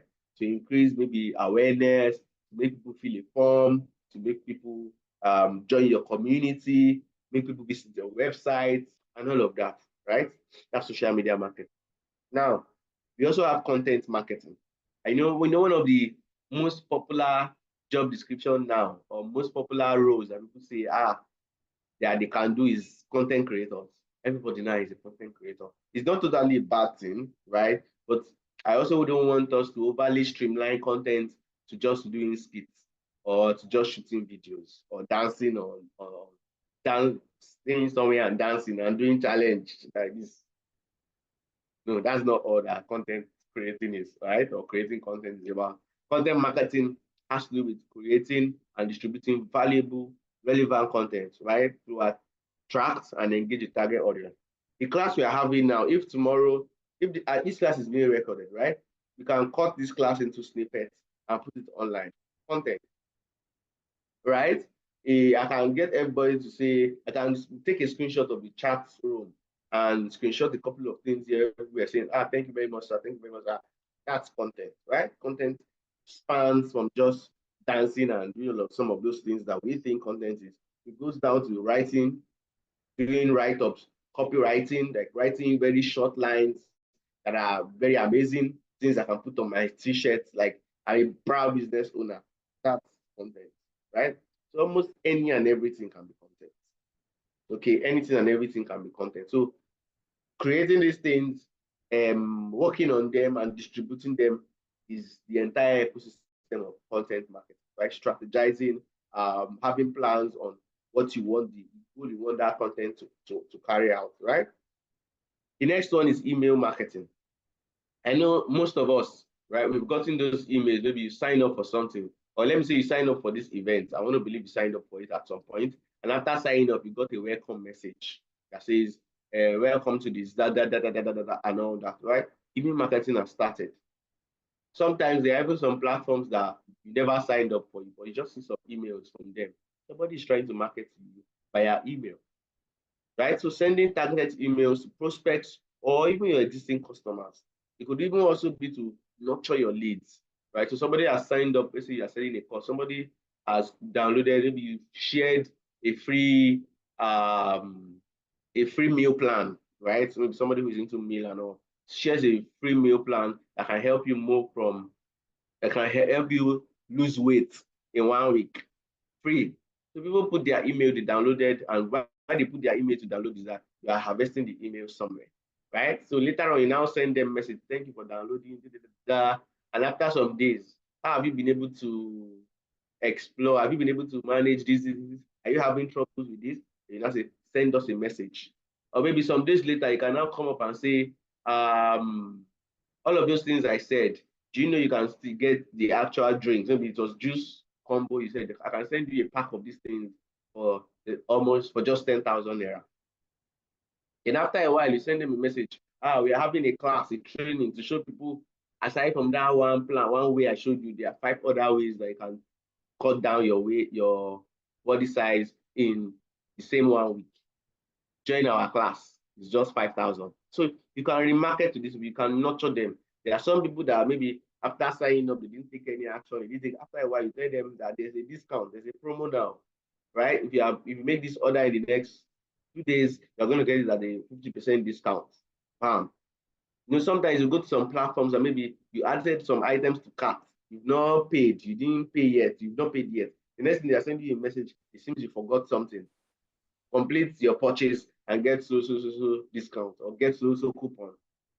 So that's email marketing. You can nurture lead. You can do a drip email arrangement, right? That once somebody does this, some 2 days later, send them this email. Once they've done this, in the next 2 days, send them this other one, right? So email marketing is another thing. You can use it to nurture leads, get prospects, increase your communicate better and engage with your clientele, right? You could notify them of a challenge that is coming on, a new product line that you are launching in the next 2 days or in the next 5 days. You can have them join your waiting list for an event you are planning in the next 1 week. And all of those, email marketing can help you do that, right? Influencer marketing is another. Collaborating with influencers to promote your product or services to their audience. Now, influencer marketing is another very interesting space because let's say we have,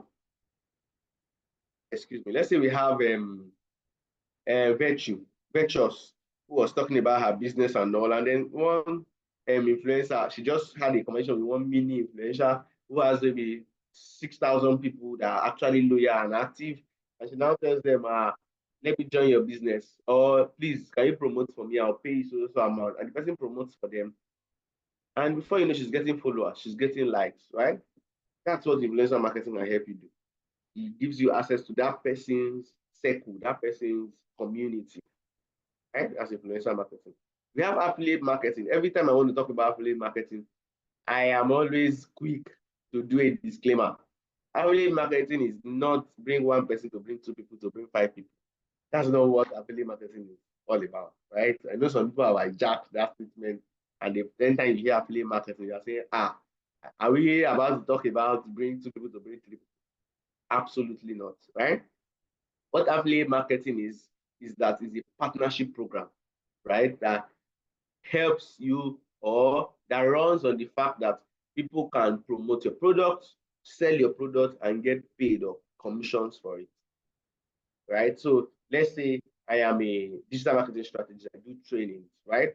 And one of my friends maybe now has a course on how to use Canva designs, how to use Canva to do amazing designs and get paid for it. I can share the cost. You can tell me anybody that you bring, anybody who signs up from you, you get 10% of it. Oh, that's nice. And then I start pushing that out, right? Start pushing that out and say, okay, sign up for this. I'm going to get, and I get paid for it. So that's what affiliate marketing is. It has nothing to do with bring 5 people to bring 2 people. So people do all of these things with drop shipping. Maybe somebody selling something, somebody selling solar panel, and I say, okay, I will talk about it on my page or in my community, or I'll talk about it to my friends. If anybody is buying, I'll let you know, you give me your price, and then this works, right? There are a lot of businesses on Instagram, right, that you know, but you don't know that that's what they do. They have somebody somewhere, I know a skincare brand, that they are not the one making the skincare product, right? The woman is not the one making the skincare product. Someone somewhere is making the skincare product, right? But it works. She knows it works fine because she's tried it, did a good job on her own skin, and then decided that, okay, let me print my own brand nylon and brand labels and all that. I will order from you. I'll just remove your own sticker. In fact, when she orders from you, they don't even put sticker. Just come. put my sticker and sell at my price. So madam is selling it at 5,000 naira. The other senior madam is selling it at 40,000 naira. She's taking her money, right? The other madam is happy. This other madam is happy. Business is going fine, right? So there are businesses like that. You can call that collaboration and what? Well, they both have an agreement and it's working fine for both parties, right? So there are a lot of businesses like this. People who don't have direct access to the product, they're not the ones importing the product, they're not the ones buying it. All they are doing is they are pushing it and then they are getting rewarded for pushing it either directly or indirectly, right? And we have video marketing, using videos to promote your brands, products, and services on platforms like YouTube and social media. I just decided to bring that out specifically. Now, digital marketing versus traditional marketing. Somebody somewhere is thinking, why is there this overhype on digital marketing? Why can't you just do our marketing and please let's move on? Which one is digital marketing? Every time, everywhere in your ear, somebody shouts digital marketing, digital marketing. Well, let's see some reasons why. Number one is the reach, right? The reach of digital marketing cannot be overemphasized. Like, but I don't think people know the extent, right? The extent is just super amazing. And I say that to say that traditional marketing might not go with this amount of reach. We've had people who are in Nigeria here. A lot of people these days who are in Nigeria are working for brands outside the country, right? I, for one, I work for a brand in the UK. And I've never left the shores of Nigeria. What helped me do that? Social media, right? So there are a lot of people like that who are working for places that they've never been to. And you can only have the same access from being on these social media channels or digital marketing as a whole, right? And that's the power of it. I can sell a product to somebody in the UK, somebody in US, somebody in Dubai, and I'm here in Nigeria. You can't do that from your WhatsApp group, or your WhatsApp page, or your WhatsApp account, right? Back to the same conversation we had earlier. So this one gives you more reach, more exposure, more visibility, right? Makes your business go global, right? Or as my friend would like to call it, makes it go local. You are local, but then you are global as well, right? And the next thing is the cost effectiveness. Now, for traditional marketing, I don't know which radio station or TV station you want to go to that's going to allow you to run adverts for 5,000 naira, or 5,000 even too much, for 2,000 naira. I assure you they'll chase you out of that place. The speed of life, right? But on platforms like Instagram, you can run ads for as low as 2K, 3K, 4K, right? And nobody's there. You can do weird figures like 1,230, 3,110, 5,250, right? But you can't do this on traditional marketing platforms. So that's another thing that it gives you that affordability. So every business, no matter how small you are, you have 1,500 somewhere. You have 2,000 naira that you can use to push your business a little more, right? So that for me gives every business person, business owner, an opportunity, right? The next one is interactivity. Now it allows for more interactions and engagements, in the sense that when somebody engages on so I put out maybe 3 or 5 different kind of content. I can see the interactions on those content and say, oh, this one is doing well, this one is not doing well. Oh, this one is doing fine. Or I have 4 different product lines. I can push out those product lines and say, okay, please, let's take a poll. Which of the products do you like? And people are complaining that this product is bad, this one is good, this one is not good. I don't like this one is giving me ratchet. So you can get those real-time feedbacks from customers as a result of digital marketing, because you can email them and they can email you back. Right? But if you're just showing your thing on TV, somebody can say, this soap that gave me eczema. But you won't know that somebody is complaining. You just be there, it's this on TV. I am on TV, we are on TV, we are on radio. Right? But people can't give those real-time feedbacks. So that's one of the advantages. You can sometimes you might not even be able to tell what is working and what is not working as well if you are doing traditional marketing. Because if there's a billboard somewhere, right? There's a billboard here, you hang the billboard. You can't know how many people looked at it, how many people liked it, how many people shared it, how many people saved it. You can't, right? But on social media, you can have an idea. Oh, people are saving this one. You're able to save this. It means that somebody is saving it and saying, I'll buy later. Or for somebody to share it, it means it's very interesting. Means it's very interesting. The person share with a friend. I have plenty shares, but this other one, you just have likes, no shares, no comments. So you can have an idea which content is doing fine or what product is doing fine. People are buying this one more on our website. We are buying this one less. Does it mean that this item is not good? Maybe we should rebrand it. Should we repackage it? Should we explain to people more the benefits? Yes, you can have those analytics to weigh and measure things and adjust your business plans, business strategies, and all of that, right? Now, let's begin to touch on all of these channels one after the other. I'll start with social media marketing. Well, we've had a lot of conversation around social media marketing. And even in normal life scenario, Twitter, all of us, we remember Mommy Z, Abby? Remember Mommy Z on Twitter, who was cooking for her husband at what time of the day? She went from living in what kind of house to being a brand ambassador for Indomie. Only social media could have made that happen, right? Twitter to be precise. We also had somebody of recent who wanted to give birth to their last child, but unknowingly for them, they gave birth to quadruplets. People crowdfunded for them, and the man had over 6 or 7 million naira as gifts, right? So social media can make all of this happen. Now, social media, an overview, you already have an idea of what it is, right? It involves creating and sharing content on all of these social media platforms. What are the best practices? What should you do on social media that should help you make sales? We are talking about boosting sales, right? So what are the best practices? Number one is set up your profile to look like a proper business. So you see some of us, we have a business page. Once you come to your business page, we don't even know whether it's a business page or this is a personal page, right? We need to have those distinctions. So set up your account to look more prim and proper. Work on highlight cover design. Let it be actual, let it be colorful. Let your bio be clear enough. Or let me start with the username. Let the username be clear enough, right? So your name is maybe you are your Virtuous. Maybe let's say Virtuous business name is Virtuous. Virtuous is a bit clueless, right? It's putting me on. I don't know what Virtuous does, but if she say Virtuous underscore event, I will know, oh, she's into event planning. Virtuous underscore Virtuous underscore, what's the word now?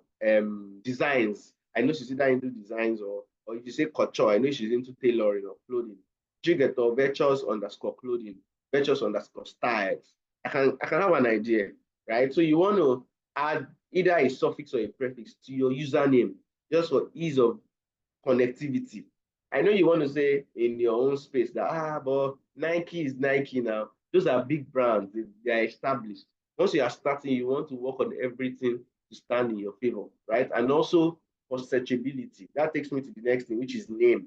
In your business name, on your business page, the name section should have things like clothes, maybe a designs, the kind of designs you wear, or outfit for party outfit, whatever outfit. You need to add some features. Let's say for a Leroy that is a social media agency, right?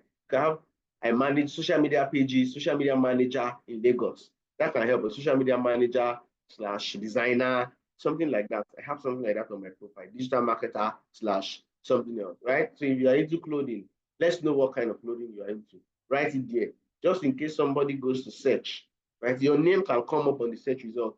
You know, when we go to explore page on Instagram to search, you can see your business come up, right? Print, media, or things that you do, just list like 2 or 3 of them on that name session, and people can easily find you. That's part of the setup. Another thing you should do is that make sure your bio is clear enough. What do you do? I help businesses grow their income using social media strategies. We sell Ankara outfits, or we sell materials that will help you stand out. We make shoes fit for the workspace. That's what Tolu said. So you need to make it clear. Let it be clear enough that what am I coming here to do? Is this an accessory place? Is this let's not do Google Nishi. We are a one-stop shop for everything we need in this world. No. Let's be exact. What are people come? Why should people follow you? What will you do for them? Right? So let your bio be clear enough. Then you go to highlight covers, highlights. Highlight things that frequently asked questions, put your reviews, plan out your page to look a bit more composed, right? People want to talk to somebody who they know is clear. There's no scam. You don't have plans of scamming them. There are reviews. Actual people who have used the items and they like it, they loved it. They had to send you pictures. Some of them will do videos for you. Right? Those are the plans. Those are the things you should work around as setting up your page. Make it look good. right? The next thing is have a plan for content. Now, a lot of times when I talk to people about why are you not consistent, the next thing is I don't know what to post. But you can plan for it, right? Have a plan for it. We'll talk about content marketing later, but have a plan for what to post. Come up with a calendar. Think, what do you want to be doing on posting on Mondays? The motivations, then have an idea around it. You don't have to look for maybe a quote or a video or something that is motivating. Tuesday, what do I want to post? Look, I want to talk about things. I want to teach people something. And do an FAQ, how to's. How do I do that? 5 ways to do this, 3 ways to do this. That's how to's. You can do, sorry about that, Isaac. You can do, I said educative, you can interact. There are sometimes that you bring out, I know this, imagine a real estate company comes out now and say, is in between these two, would you rather buy a property or you build your property by yourself? People want to explain. But say, no, this is why you should build, this is why you should build. So do stuff that will spark interactions. You are selling clothes, green gown. Maybe you can look for 2 people who wear a green gown and say, okay, Thatcher and this other person, who rocked it better? People want to explain. As far as I'm a guy, as far as we've been arguing Ronaldo and Messi for years, everywhere it still comes up, people still want to explain and speak, right? Come up with interactive content that can trigger your audience to air their views, speak, right? Also, you can do entertaining content, entertain them. You can sell, not every time sell. People are tired, nobody wants to people are tired of it, right?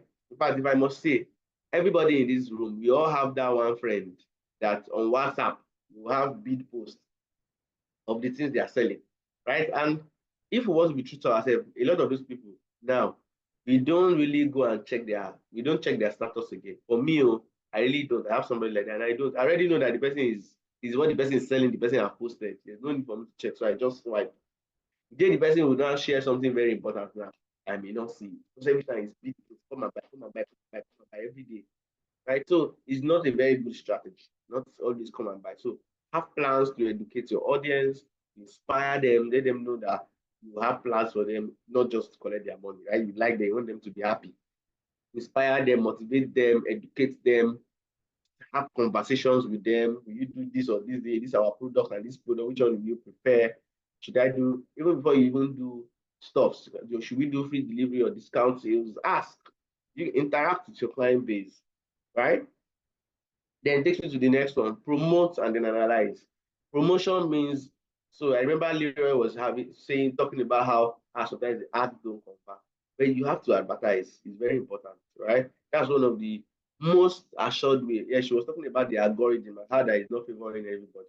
But you see, when you pay to promote, it will definitely push your product out there. It's now how you now plan the targeting and then plan the offer. Now, many a times on the thought of promotion, many a times why people's ads don't convert is because of 2 things. Number one is either the targeting is wrong, right? That means, what I mean by that is the person they are targeting with the advert.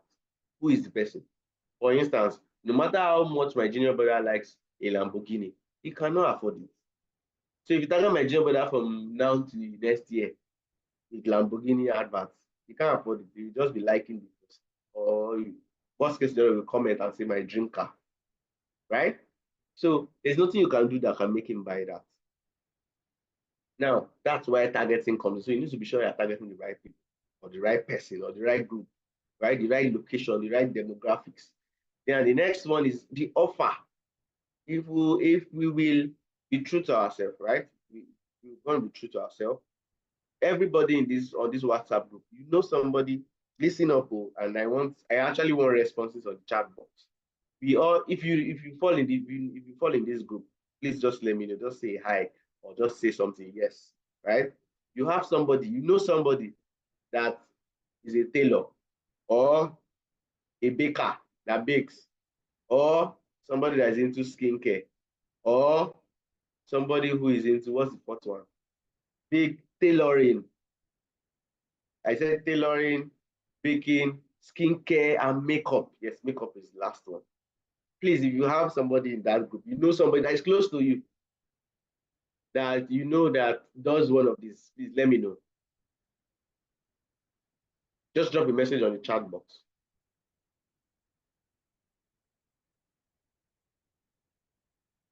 Yes, baker. Yes. Yes, I know. Yes. So we all have somebody in our circle. So imagine somebody else somewhere, just because they are running advert, right? Somebody else somewhere is now saying, come and let me be the one to bake your next birthday cake, right? And person is not telling you, you pay for the cake, you also still pay delivery fee. Let's say that your friend is even maybe in the next building or not too far from you, maybe you go to the same church or something. This can even bring it for you church and you're not paying delivery fee or anything. And somebody online is now thinking that because I'm running adverts, right, you should actually patronize me. No, that's not how it happens. You have to have an offer, a very good offer that will make me want to cheat on my friend and patronize you. Do you get the point? Hello? So I think sometimes we should put ourselves in the shoes of this buyer, right, of this customer or this prospect. Abigail, please, can you mute your mic? So you put yourself in the shoes of these people. Somebody, you just come because you appear on my feed that you are selling clothes. I should leave my friend that has been selling clothes for me since and come and buy from me. That's not how it works. So we need to think of offers or packages that can be a little bit convincing. So for instance, everybody is doing let's say everybody is doing makeup, but you are saying that you are doing this makeup and the person is getting the next makeup, whatever the person is doing, the person is getting it free. Or you are doing 2 makeup and the next one is free, no matter the events. That can make somebody want to tilt to your side, right? So you have to think of something unique to add to your package or your offer. The offer just has to be convincing. So your ad is not converting. Anybody here who has done advert and is not converting is either because your targeting is wrong or because your offer is not convincing enough. Now let me go to the next one. Use case: a fashion retailer increases brand awareness by 10%. So basically, what you should be practical about is identify your target audience. You need to be sure of that, right? I've mentioned that. And then use the analytics tools to measure every strategy you're putting it, measure it, right? And then see whether it's working or it's not working, and then move things from there. Okay? I'll try and be fast because of time because I want to take some questions. Now, content marketing. This one focuses on creating and distributing valuable content to attract and retain customers. You know, some of us here, we have some Instagram pages that we followed. And the reason why I followed that page was because I stumbled on one of the content and it makes sense. Then bam, so I following the page, right? So that happens. That's what good content can help you get. So what you have to, best practices is have a good content. Steven, please, can you mute your mic? Thank you.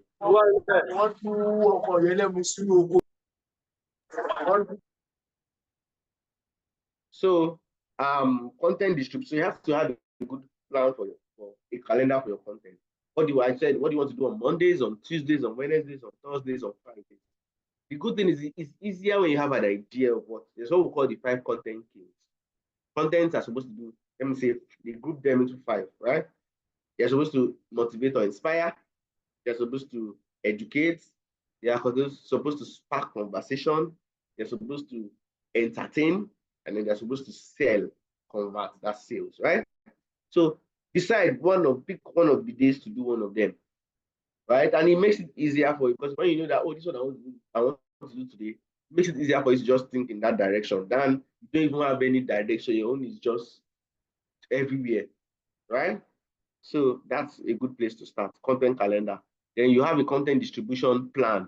So I'm posting this one here, I'm posting that one there. I'm posting on LinkedIn twice a week. We are posting on Facebook, and Instagram maybe 4 times a week. And all of that, it helps you keep up, right? It helps you keep up. Then measure and analyze. Yes, after you've done all of these things, as you are doing all of these things, you measure which one is working, which type of content is working, so that you can do more of that type, right? Which one is not working, which one is doing fine, and all of those.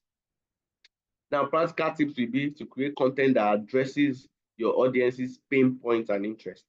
You know, many a times people who, there was a time I used to do a training, very free training, and I used to teach people how to manage social media pages, right, for free, 3 days. And every time after doing that training, I always have people in my DM telling me, come and manage my page. Please come and manage my page. So sometimes we think when you address your customer's issue, you are giving out your trade secret. No, it's not the case. there are a lot of people that they don't have the time, they don't have the energy to do it. They will always still come to you and say, please help me do this. Right? So create content that address the main issue they are facing. Promote your content to multiple channels to maximize the reach.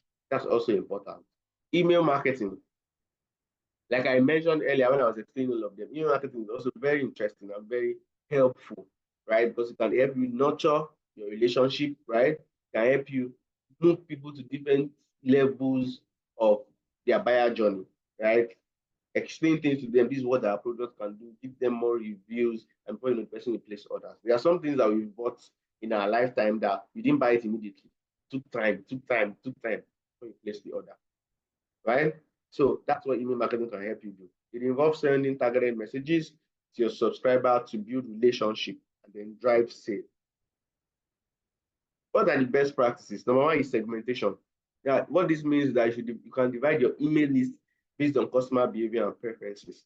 So you can have people, these are the people who have been buying this kind of product every time. These are my wholesalers, these are my retailers. Right? So you have a different messaging you're sending to your retailers, you have a different one you're sending to your wholesalers. So different messaging for different groups. There are some emails that go to people who have business accounts in the bank. They won't go to people who have savings accounts. Right? There's a different kind of emails that go to final year students in school. It's not the same kind of email that go to 100 level students or people who are looking for admission in school. Right? So people have segmented their customer base to people who are in this. We could even be based on the buyer journey. People who have bought once, people who have bought twice, people who only downloaded our free product, people who have enrolled for our course before. You get, so those are different groups. You segment those things and send them segmented emails, right? To move them further. Maybe the people who have signed up for any of your training before, you know that this one's know me, they know that I'm good. So I can tell them that, okay, there's another high ticket program, 300K. But the rest assured that, and those ones, they'll easily send those money because they know that you won't run with their money. They've had trainings with you over time. But the other ones, they don't know you before. You have to do maybe a free one, and then later you now tell them, okay, there's an advanced one, you have to spend a longer time. It's not because I didn't want to give you the whole gist in the first one you did, but because this other one is a long time, you have to take classes, we have to do assignments, you get take home stuff. So the longer, the more cost for me and everything. So you have to pay a bigger amount of money, right? So that's what that's about. So you segment them and then move from there. Personalization is that you can customize your emails to address individual needs. What that means is that somebody has told you that I'm having issues with this and this and this. With email marketing, you can follow up on that exact thread of concern. Oh, okay, this was your concern. Oh, we refund you this and this and this, Mr. Sampson. Should get personalized. So it's personalizing is also another best practice. And then automation. You can use automated workflow you get for timely follow-ups and promotion. So somebody downloaded that. I can be chatting here. Maybe I have an ebook somewhere, right?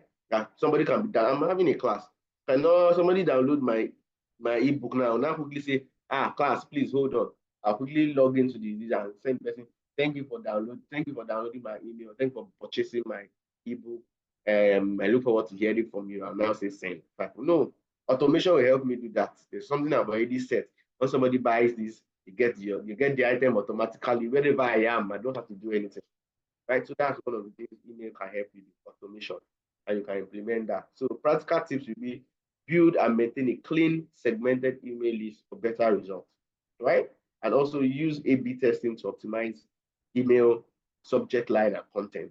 Basically, what this means is that build and maintain a clean segment is make sure you arrange this thing properly. The segmentation idea I talked about, make sure all of those people in what group, make sure it's clean enough. So you're not mixing one email. Maybe you're sending me email, thank you for purchasing this and this, and I'm like, I didn't purchase anything. How am I getting this email? Or what are you saying? Are you trying to scam me? Do you get? There will now be concerns.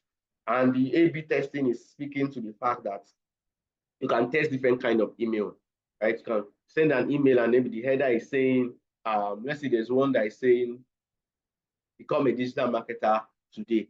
Maybe that's email one. And I'll do another one that says, make as much as 1 million worth of sales, or I can say Samsung made 1 million naira sales in 2 weeks. Samsung made 1 million naira sales in 2 weeks after attending our course. You can be the next Samsung. Two different kind of emails. You can send it to and see which one is working better. If the other one is working better, say, oh, let's stick to this one. Oh, this one did not work fine. Let's change it. Right? So that's more like that's what A/B testing is about. Search engine optimization. You know, we already talked about this, where you optimize that website to suit search engine results, right? What you have to do around here is you search for keywords. You need to know what people are searching for. You are selling land and property somewhere. People are searching to find out what are the best kind of places to buy land in Lagos. Maybe you are in Lagos based. Is Abuja, where are the best kind of places to buy land? In Abuja. So you need to have keywords and write blogs that answer some of these questions, right? Optimize the content on your website so that it suits those people when they show up. Sorry, I'm going to fly a little so that we can finish up. Pay-per-click. I talked about this earlier, where you have to pay the platform, right? And they only charge you when somebody has clicked on that result. Something we definitely get it. Yes. Oh, we have a Samsung in class. All right, Samsung, 1 million sales. Okay. I can't wait to hear that. So practical tips: continually monitor and optimize your PPC campaign. Yes. And use retargeting strategies. Influencer marketing, we also talked about this earlier on. The best practices here will be find influencers. You have to look for influencers. So this used to be quite dicey, right? There was a time where a brand, they've already hired an influencer and things went bad, right? And it went bad because she didn't understand how this works. So it's not that somebody has 20K followers, automatically the person has is an influencer. No, you have to make sure that this influencer carries with your brand values. For instance, there was one time somebody posted, there was one item she paid Yaba left to post it. They posted that product, and I don't know, that business owner must have felt bad after paying for them. I think she paid for the advert to advertise the product, and people went there and were saying, this thing is too costly. Some were even tagging a page that sells it cheaper and saying, please don't buy here, better go and buy from this page. That one is cheaper. This one that the people are saying, this one that their page looks like they are scammers.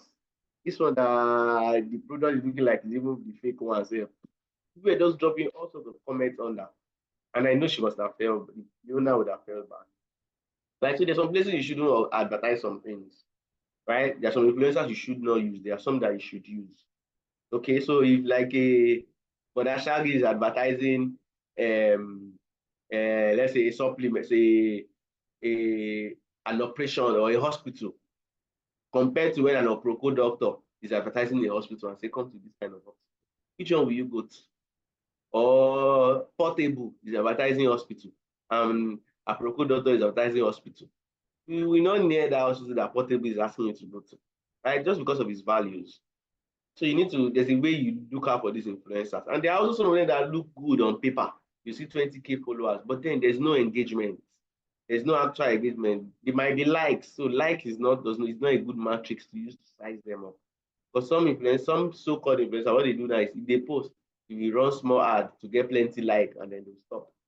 You just come there, you think, oh, this is it. But there are other things you have to track, right? To be sure that the influencer is good for your business so the partnership can work. So collaboration, develop real clear agreements on the content and deliverables, and then measure it. Measure the result the person is giving you so that you know whether the person is a good one for your business or not. Right? So practical steps is choose influencers with genuine engagement. I already mentioned that, right? Planning a digital marketing campaign. So I'll just breeze through. So you want to plan a digital marketing campaign. First things first, you have to have a clear objective. What do you want to achieve? And make sure this objective is clear.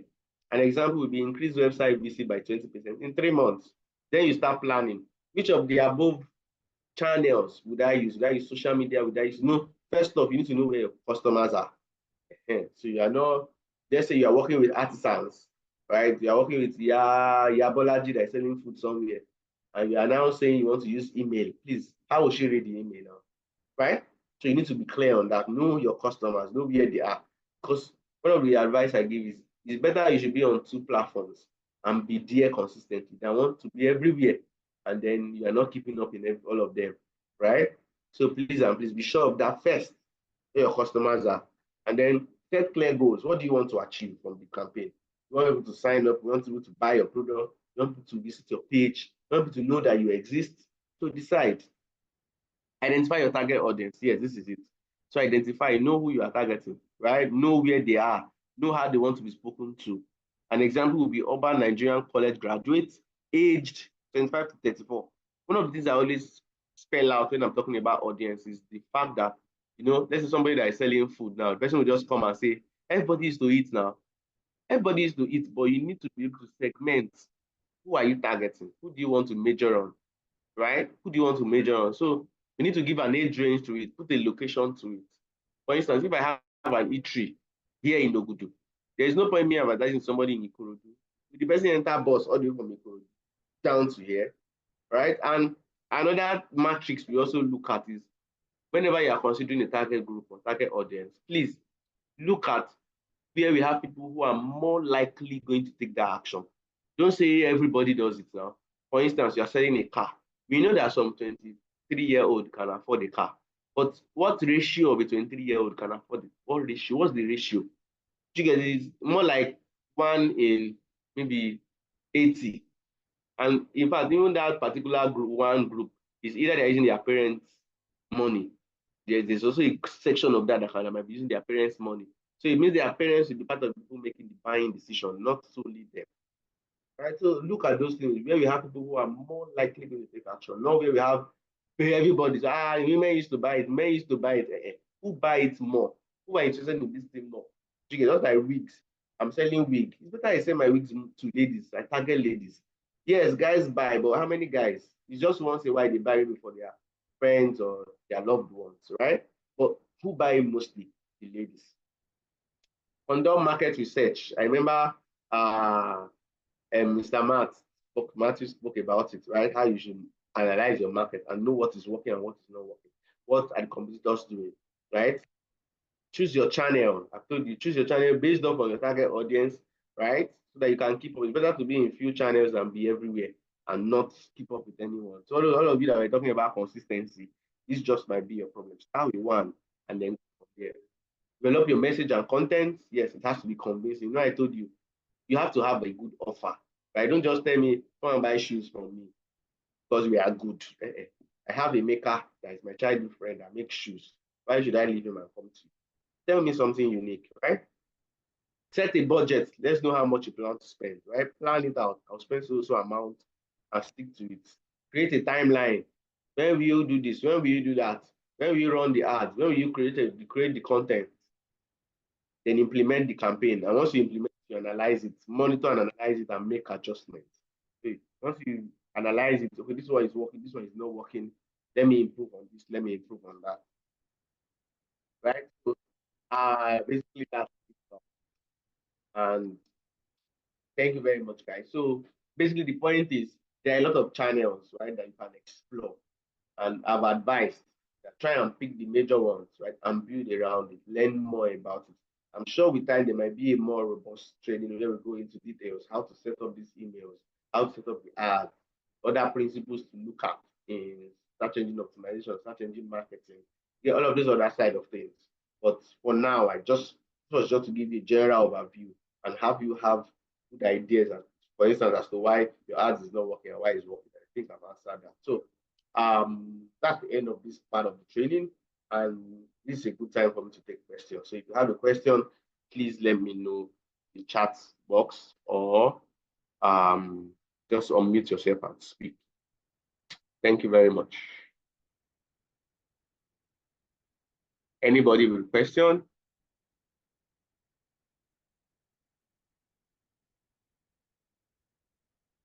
Anybody with a question? All right, in the absence of none, Sheifa, please, if you are on the call, I think I'm done.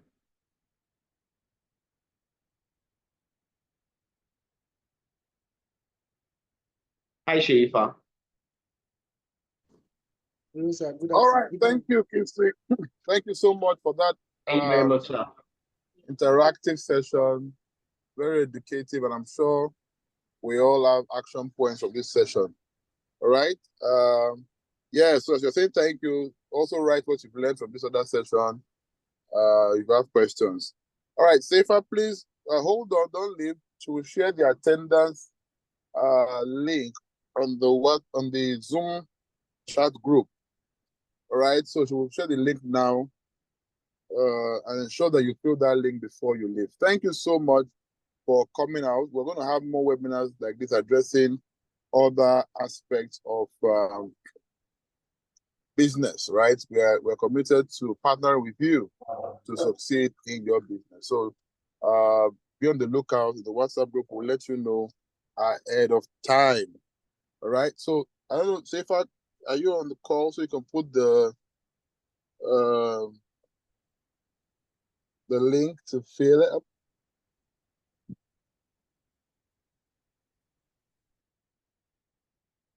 What of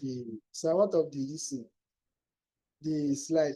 I want to see it on the, I don't know whether we can see it on this. We have been asking, yet I've not seen anything posted in that side. Hello, sir. I don't know whether you're hearing me. I'm talking concerning the slide.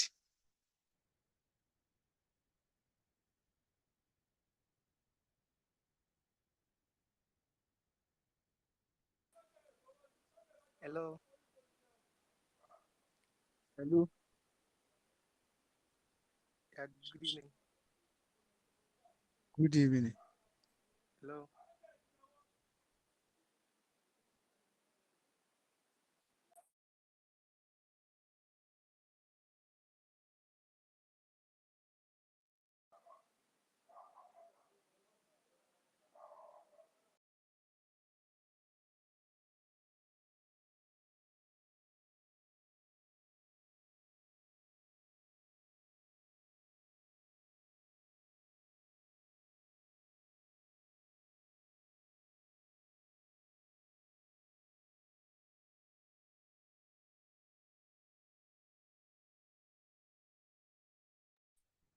All right, Kisley, I think Safer mentioned she gave you the link. Can you just post in the group so that you can start filling it?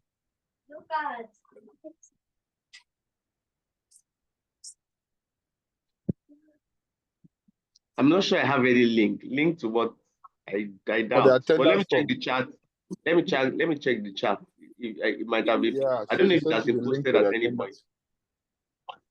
No, she said she sent it to you privately. Maybe on your Oh, WhatsApp. she sent to me. Oh, okay. Let me check then. Just let me copy the attendance form and put it there so that they can fill in the attendance.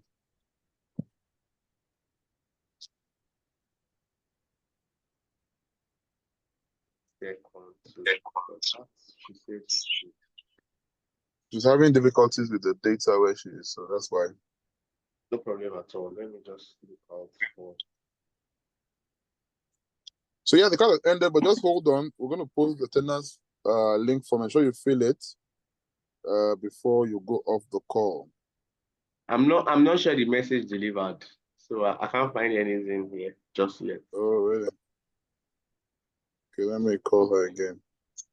Can't find any conversation.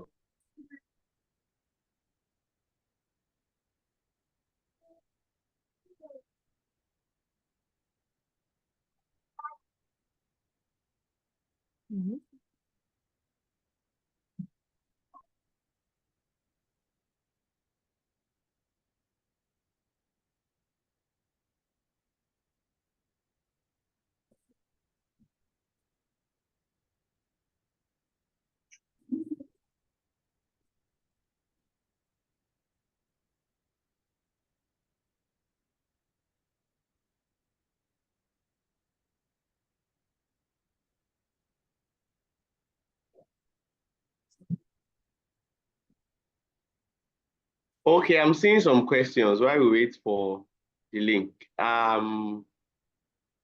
Okay, somebody's asking to social media. Yes, you can work with, like I said, better quality over quantity. Right? Stick with two and be sure you are giving your best. You are showing up every day on those two channels. That's fine.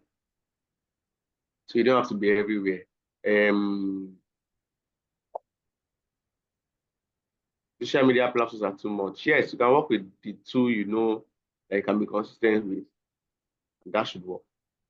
Lisa, can we have access to the slides? I don't know if that is because I did structure it, send them, or maybe if there's a request from the team lead, I can structure it to send it across.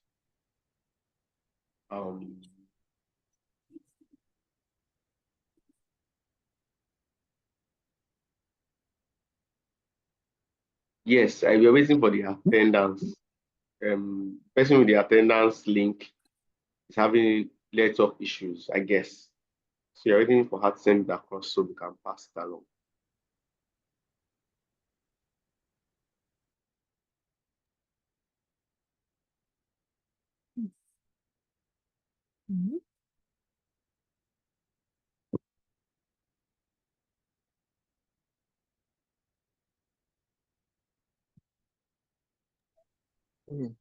Hello, please confirm that you can see the attendance link I just posted on the chat.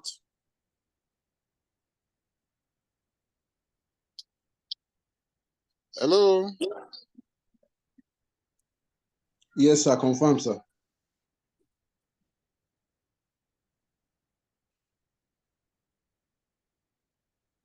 All right. Thank you very much. So when you just fill the link, you can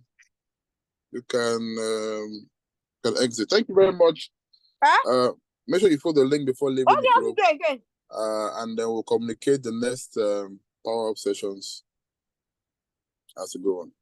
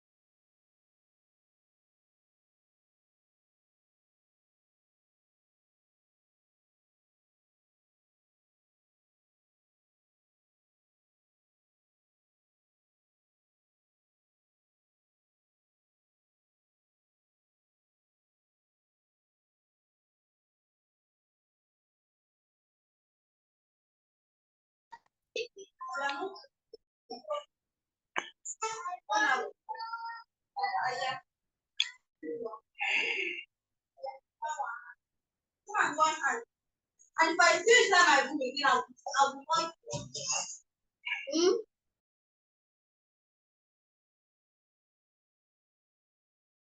you're buying this game.